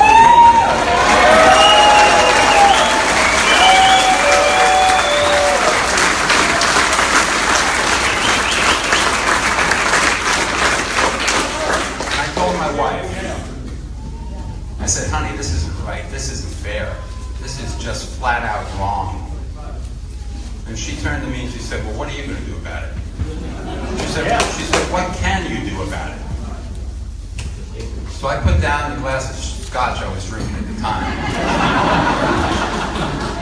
I got up off the couch, I put on my big boy pants, I decided to put my reputation on the line, come down here for Roy Moore in Alabama, and here I am.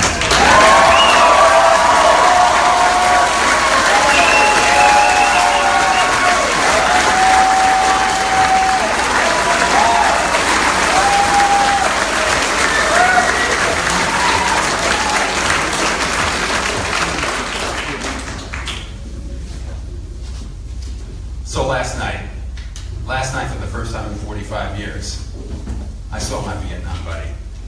I saw Captain Moore. I talked to him. We talked for a while. I looked into his eyes. Last time I had seen him, he was wearing jungle fatigues. He had a 45 on the pistol belt on his hip, was cradling an M16. Last night he had his West Point jacket on. Wow. And I tell you, people of Alabama, he's the same guy.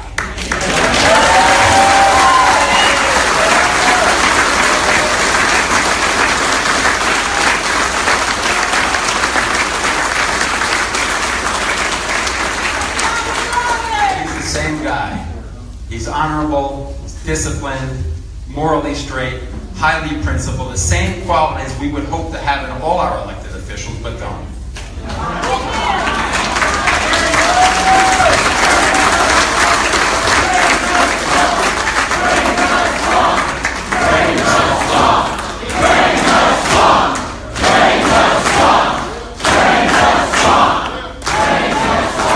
You're right about that, for sure.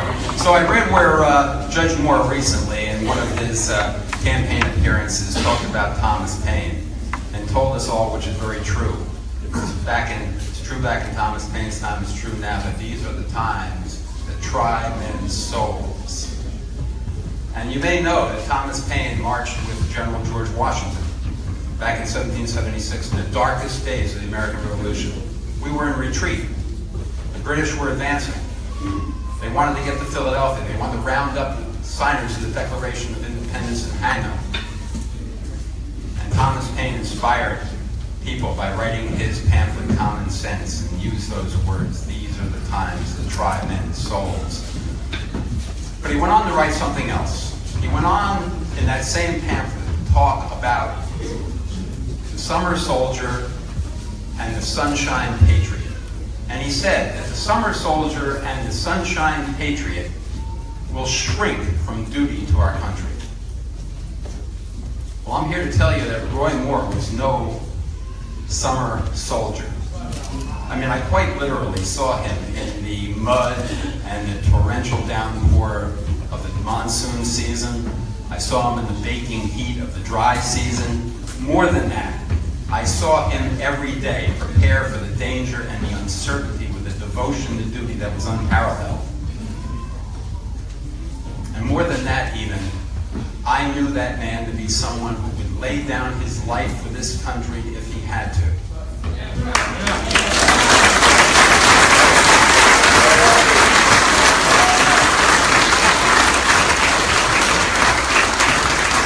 Captain Moore was no summer soldier. And we must not be sunshine patriots. We need to support the president's agenda to make America great again. We cannot let America slip from greatness.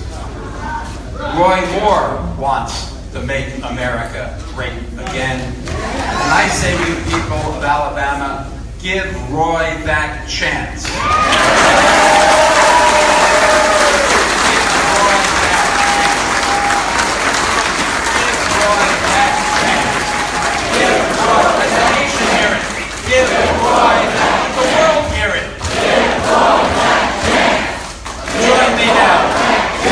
Join me now in welcoming to the stage Kayla Moore and her husband, the next United States Senator from the great state of Alabama, my Vietnam buddy, Captain Roy Moore.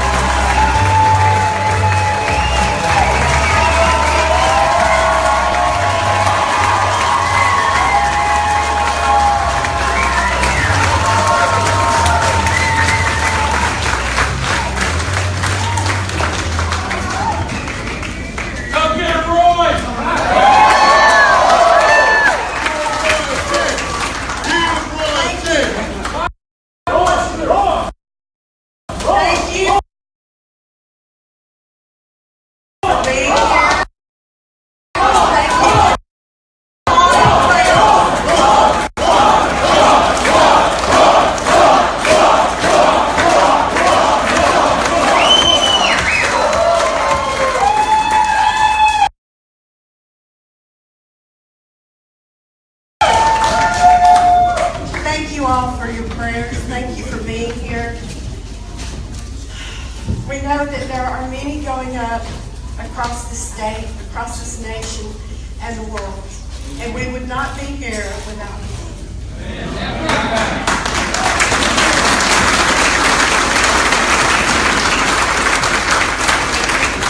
It is an honor to serve, but it has been a horrific battle. The ugliest that I've ever seen. Our sails are torn, but our anchor holds.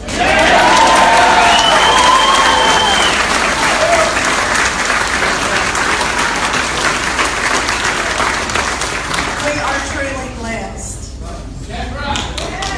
I consider it an honor to introduce our next speaker. I love this position. I like to make him a little nervous. I was asked because I know him better than anybody. That can be good or bad, but the fake news, they paint him a different picture. Their picture. So let me tell you who he really is. Fake news says he doesn't like women in leadership positions, yet he supports me as the president of the Foundation for Moral Law that he started 15 years ago today.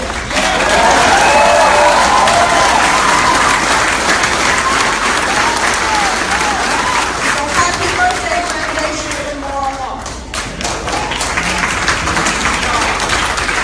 Our chairman is also a woman and a prominent office holder in the bank, not to mention all of the women that work in our campaign, and there are many. Fake news would also have you think that my husband doesn't support the black community. Yeah. Yet my husband appointed the very first black marshal to the Alabama Supreme Court.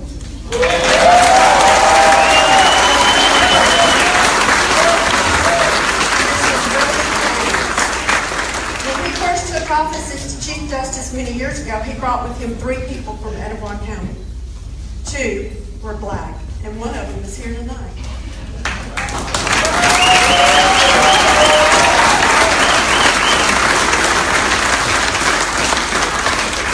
We have many friends that are black, and we also fellowship with them in church and in our home.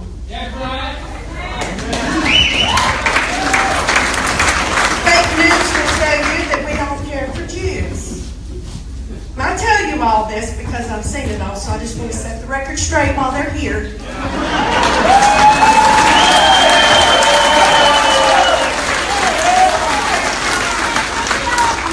One of our attorneys is a Jew.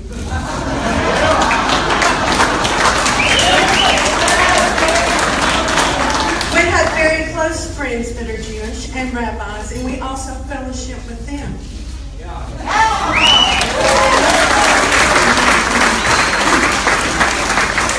Fake news. They are the ones that are embarrassing. And they should be ashamed for getting involved in this election for our opponent.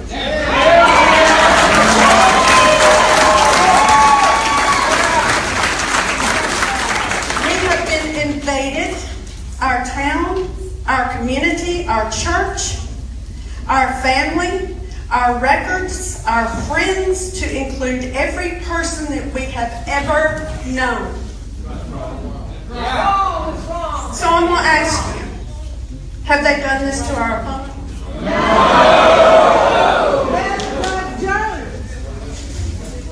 This is a federal election, and in my opinion, they should be held accountable.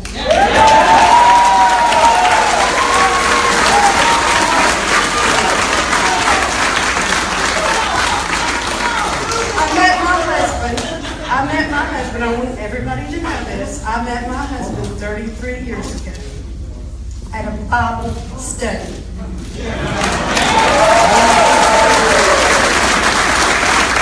And for the record, we have been married 32 years. In 2 days.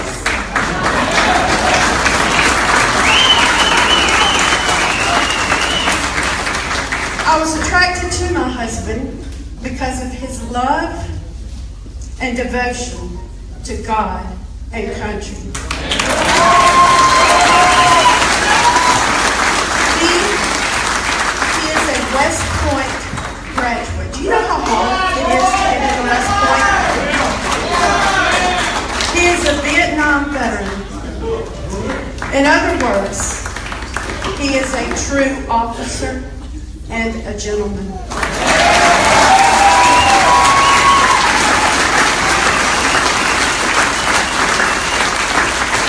He is a loving and supportive husband, father, and grandfather. At West Point, I have to have notes. At West Point, the honor code is this: a cadet will not lie, cheat, or steal, or tolerate those who do.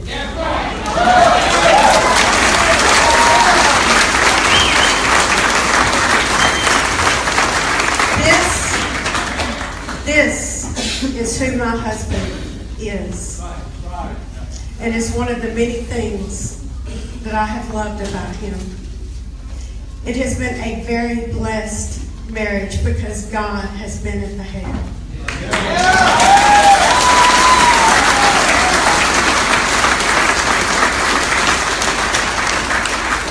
I love him, I trust him, and you should too.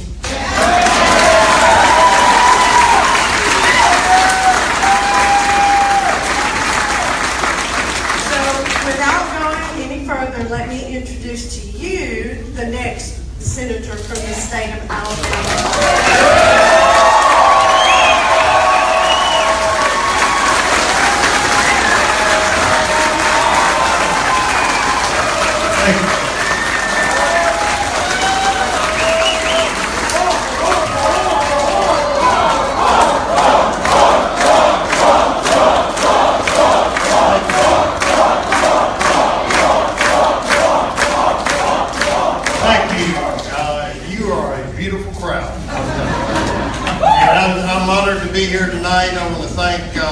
People who've set this up. Dr. Hobson, I know, has done a lot on that. Dr. Rich Hobson.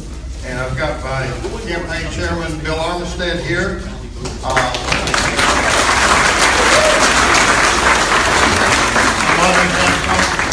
From Texas, and Sheriff Clark, and Steve Bannon, and all the people that have spoken. And of course, this case. Now, I tell you, she's not only a better speaker and more encouraging than I am, she is better at business and running the foundation than I was. So I appreciate her so much, and she's been a good mother. And, she has closer contact with the kids than I do. They go to her for all their problems. But this is the last rally before the vote on Tuesday. We're Alabama. We're not going to stand by and let other people out of state and money from California control this election. This election is the people of Alabama. We dare defend our rights, and we will defend our rights in the United States of America. I would gladly have declined an honor to which I find myself unequal.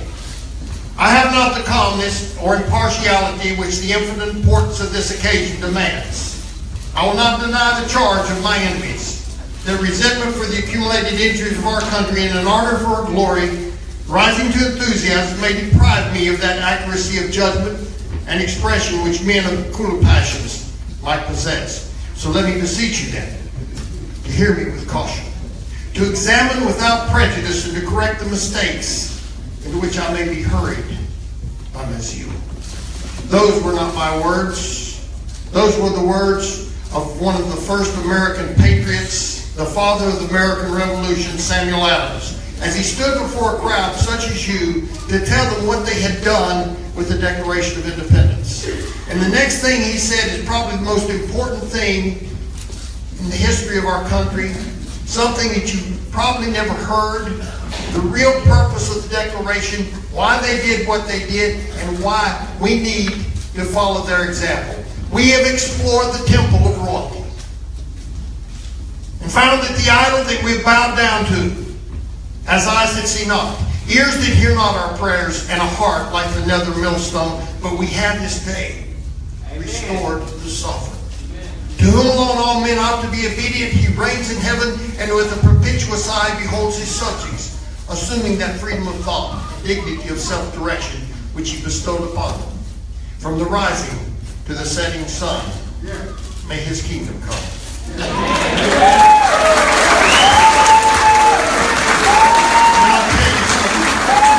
this country, we have explored the temples built by the Democrat and Republican Party in this country and found that they have idols that do not hear us and do not see us. We need to move forward with the vision that they had to recognize God, to recognize He's on His throne, and He is and cares for this country. You know, 3 years before I was born, 1944 was 3 years before I was born in 47. 4.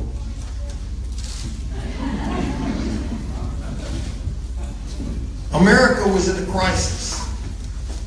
We were at war with Germany and the Nazi armies of Adolf Hitler. And on June 6th, we were about to declare the Normandy invasion. And our president at the time was FDR. He was a Democrat. And he got on these crackling radio programs. That's all they had, was radio. They didn't have microwaves. They didn't have cell phones. They didn't have nice fancy cars. Most of them didn't have electricity. But one thing they did have was faith. And FDR said that they were about to invade. And he said, Almighty God, our sons, pride of this nation, has set upon a mighty endeavor, a struggle to preserve our republic, our religion, and our civilization, and to set free a suffering humanity. Their road will be long and hard. Many will die, and some 408,000 died in that war. And then during the Normandy invasion, many more thousand died. And he said, but we have faith. Faith in each other, faith in our soldiers, faith in our men, our women. And without that faith, we will not prevail. Thy will be done, Almighty God. They did prevail in that. I was born 3 years later. And I wasn't old enough to remember it, but I remember what the second Democrat that took his place said. The American people stand firm in the faith which has inspired this nation from the beginning. We believe that all men are created equal because they're created in the image of God, and from that faith we will not be moved. And during his administration, they had the National Day of Prayer. I went to the second grade when Dwight David Eisenhower took his place. And under Dwight David Eisenhower, they put under God in the Pledge of Allegiance. So we would never forget the strength of this nation, where it came from, and what it was about. In 1955, they put In God We Trust, no longer money. And in 1956, they gave us a motto, In God We Trust. Then we started to forget God. We started to forget where our strength was and where it came from. 1965, I went to West Point. On the banks of the Hudson River, I took my first oath to the United States Constitution. I went to Vietnam, and I thank Captain Staley, who I haven't seen for 45 years. He still looks good. Where is he? Up here, sir. Okay, he's up at top. He was a great Army officer, and we served a tour over there. And I'm going to tell you, we lost people in my class from West Point. My classmates on the gymnastics team, my roommate, we had people die. And I think that the country that they died for and the Constitution they died for, what has happened to our country today. We have forgotten that faith upon which we were founded. I'll tell you a little bit about this because I want you to know where I came from and what I've been about. My opposition has always been about my acknowledgement of God.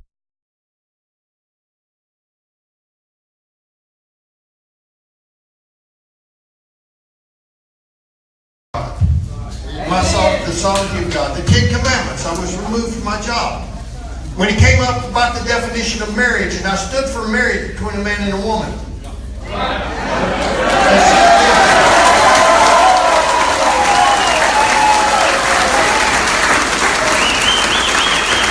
entered this place to represent the people of Alabama and what they believe in government, what they believe that our government should be, to acknowledge the sovereignty of God and an understanding of the Constitution. That's the things that are needed in Washington, D.C.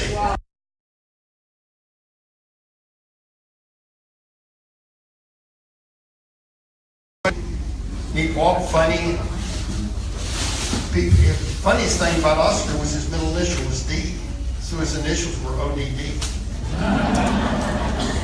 And so you can imagine his nickname going up to school. It was Odd. They'd say, here comes Odd, there goes Odd. If you seen Odd today, and he got so angry about being called Odd. He said when he died, he didn't want his name on his tombstone. And so they honored it, and he eventually died, and they just put his date of birth and date he died. People would walk by his grave, and they'd look and they'd say, well, that's...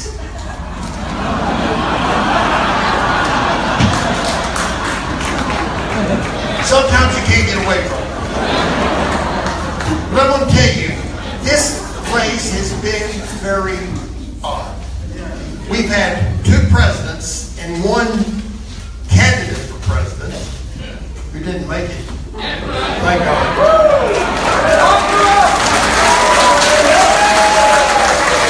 To the robocall in this state. We've had 2 vice presidents make appearances in this state. And we've had several senators to contest my election, 1 from this state. You know, we talk about draining the swamp.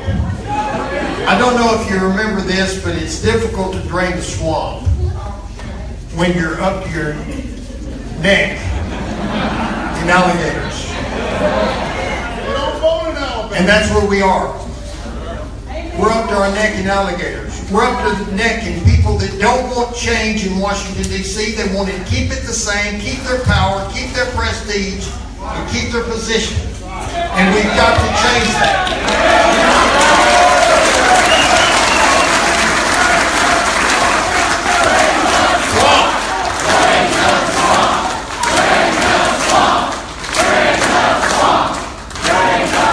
But you've got to understand, they've gotten a lot of money.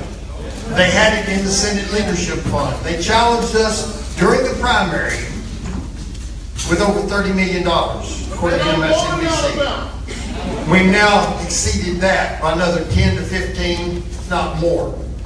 There's been a lot of money in this race because everybody in this state, most of the people in this nation are watching this election. Why? Why is it? Because it's the first senatorial election after the election of President Donald Trump. We know they're not moving in Washington. We know that we want them to move in Washington, but they're putting a lot of money to keep what's there without change. As my wife said, I'm very distressed with the fake media. The false ads that have been put on by the fake media. Actually, one television station disproved the fact that I got over $1 million. They knew it. They still run the ad.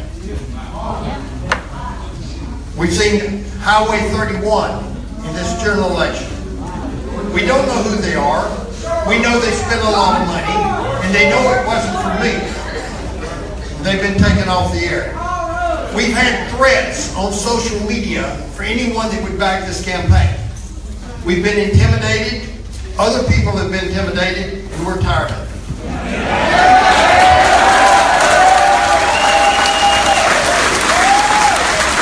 The fake news began after I was an 11-point lead in the general election. Now I want you to understand this. The Washington Post put out this terrible, disgusting article saying I had done something. And I want you to understand something. They said these women, 2, had not come forward for nearly 40 years. But they waited to 30 days before this general election to come forward. Now they've allowed their pictures to be on a political advertisement, and they've gone on national television arguing their case after waiting 40 years, during which I served in 3 public offices in the state. I ran 5 state campaigns, 3 county campaigns in this same county, and never once was this mentioned. Never once was it identified, despite numerous investigations, despite the Judicial Inquiry Commission, the Court of Judiciary coming to our county and investigating for anything that would be wrong so that they could take me out of office. But 30 days, they come forward. Now, an article came out titled "Former Jeb Bush Staffer Planted Anti-Roy Moore Coverage in Washington Post," February 8th. Here's another article. Tim Miller is the man's name. A Never Trump ex-Jeb Bush staffer admits planting anti-Roy Moore story in the Washington Post. Now let me ask you this. Do you see this on television? Do you see anybody arguing that on news media? No. Investigating that? No. The reason being because they don't want the truth out.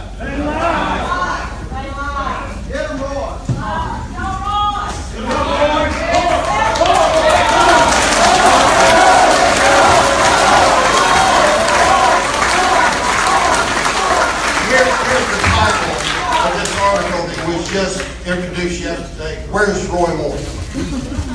Because I took approximately 2.5 days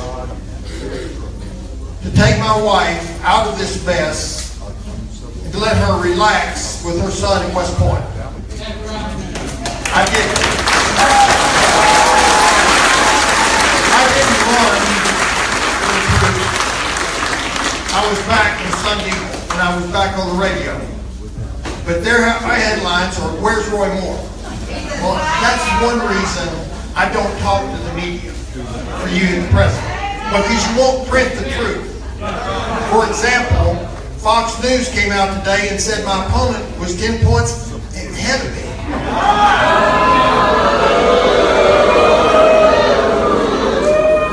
On the same day, Emerson had me 9 points ahead of him.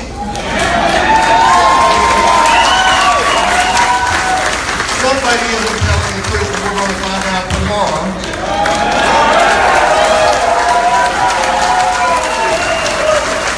And actions are going to speak louder than words. All this mess is going to be over tomorrow with the vote. The verdict rests on the people of Alabama. One thing I don't like the media has said, that a lot of people who are Republicans claim they're going to vote for me and just ignore what they believe. I'm going to tell you, if you don't believe in my character, don't vote for me.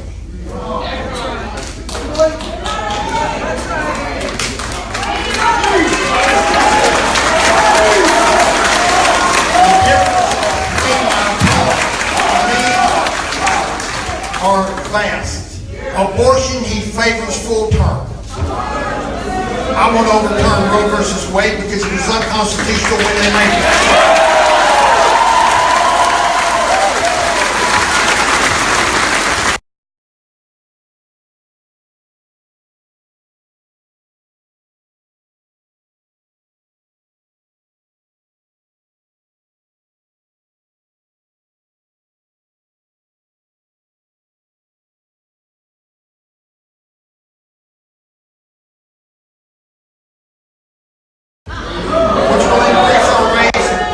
Diminish our services. I believe we should repeal Obamacare. I believe the federal government can't run the federal.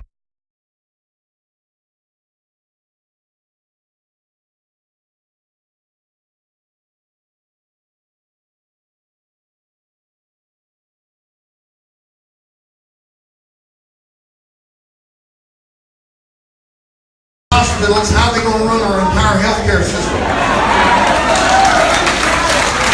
Immigration.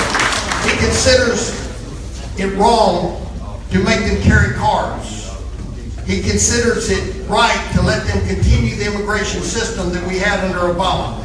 I'm in favor of the RAISE Act,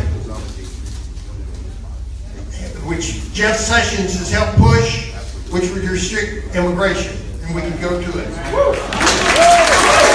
One of the biggest differences between us, I do not support federal involvement in the education systems of this state.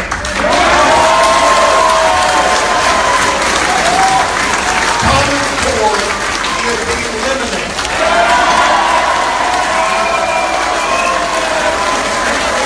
In our military, I would increase the strength of the military. I know the military. I love the military. I served in the military in Vietnam. I know what we need in the military. And if we do not have a strong defense, our peace is subject to the terrorists overseas.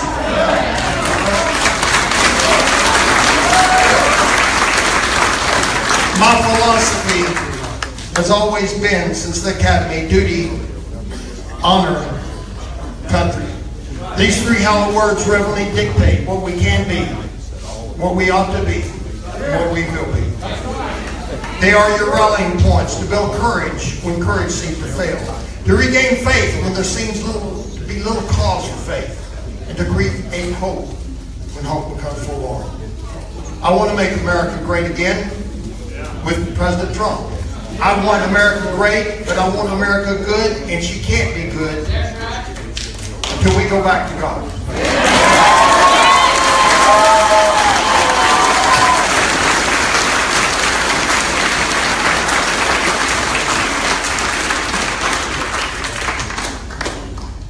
One nation under God. You know, many years ago, I wrote a poem. It's called One Nation Under God. And it's about returning to that Creator God upon which our rights were founded. You know, in the days of Hosea, Jeremiah, the same thing happened to their countries. As the people got so arrogant because then when they knew God, they glorified Him not as God. Neither were thankful, but became vain in their imaginations, and their foolish hearts were darkened.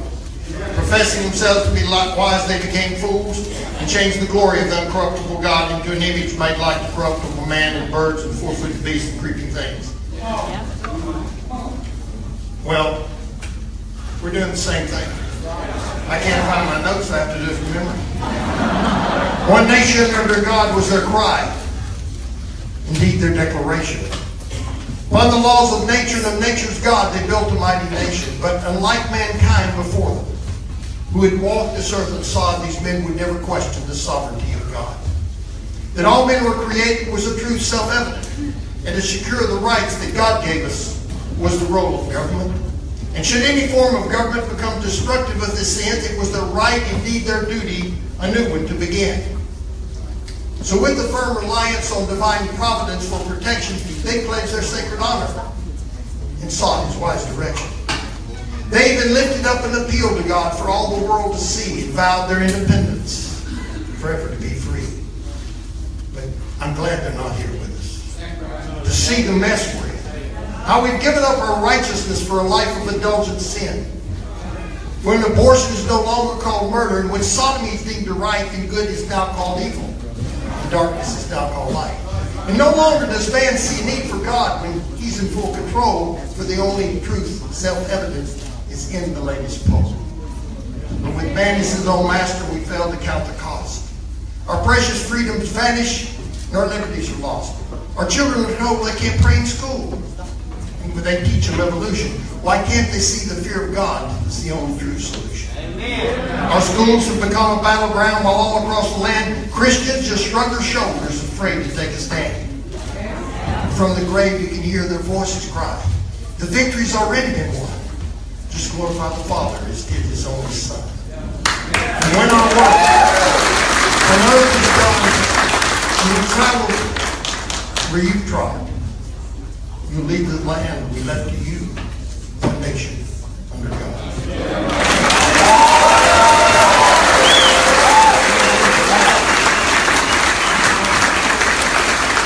You know, the thing about the many Americans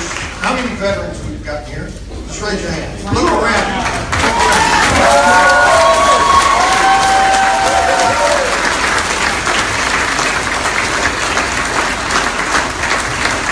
You know, there's been so many that have given their life to this country.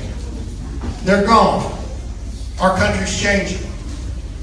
What we say here in the words of Lincoln, the world may no longer remember what we say, but we should never forget what they did.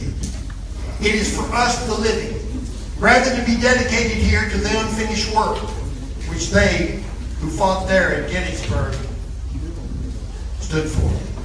It is rather for us to be here dedicated to the great task remaining before us, that from these honored dead we take an increased devotion to that cause for which they gave their last full measure of devotion. That we here highly resolve that these dead shall not have died in vain, that this nation under God shall have a new birth of freedom, and the government of the people, by the people, and for the people shall not perish from the earth. May God bless you and sustain our allowance in the United States.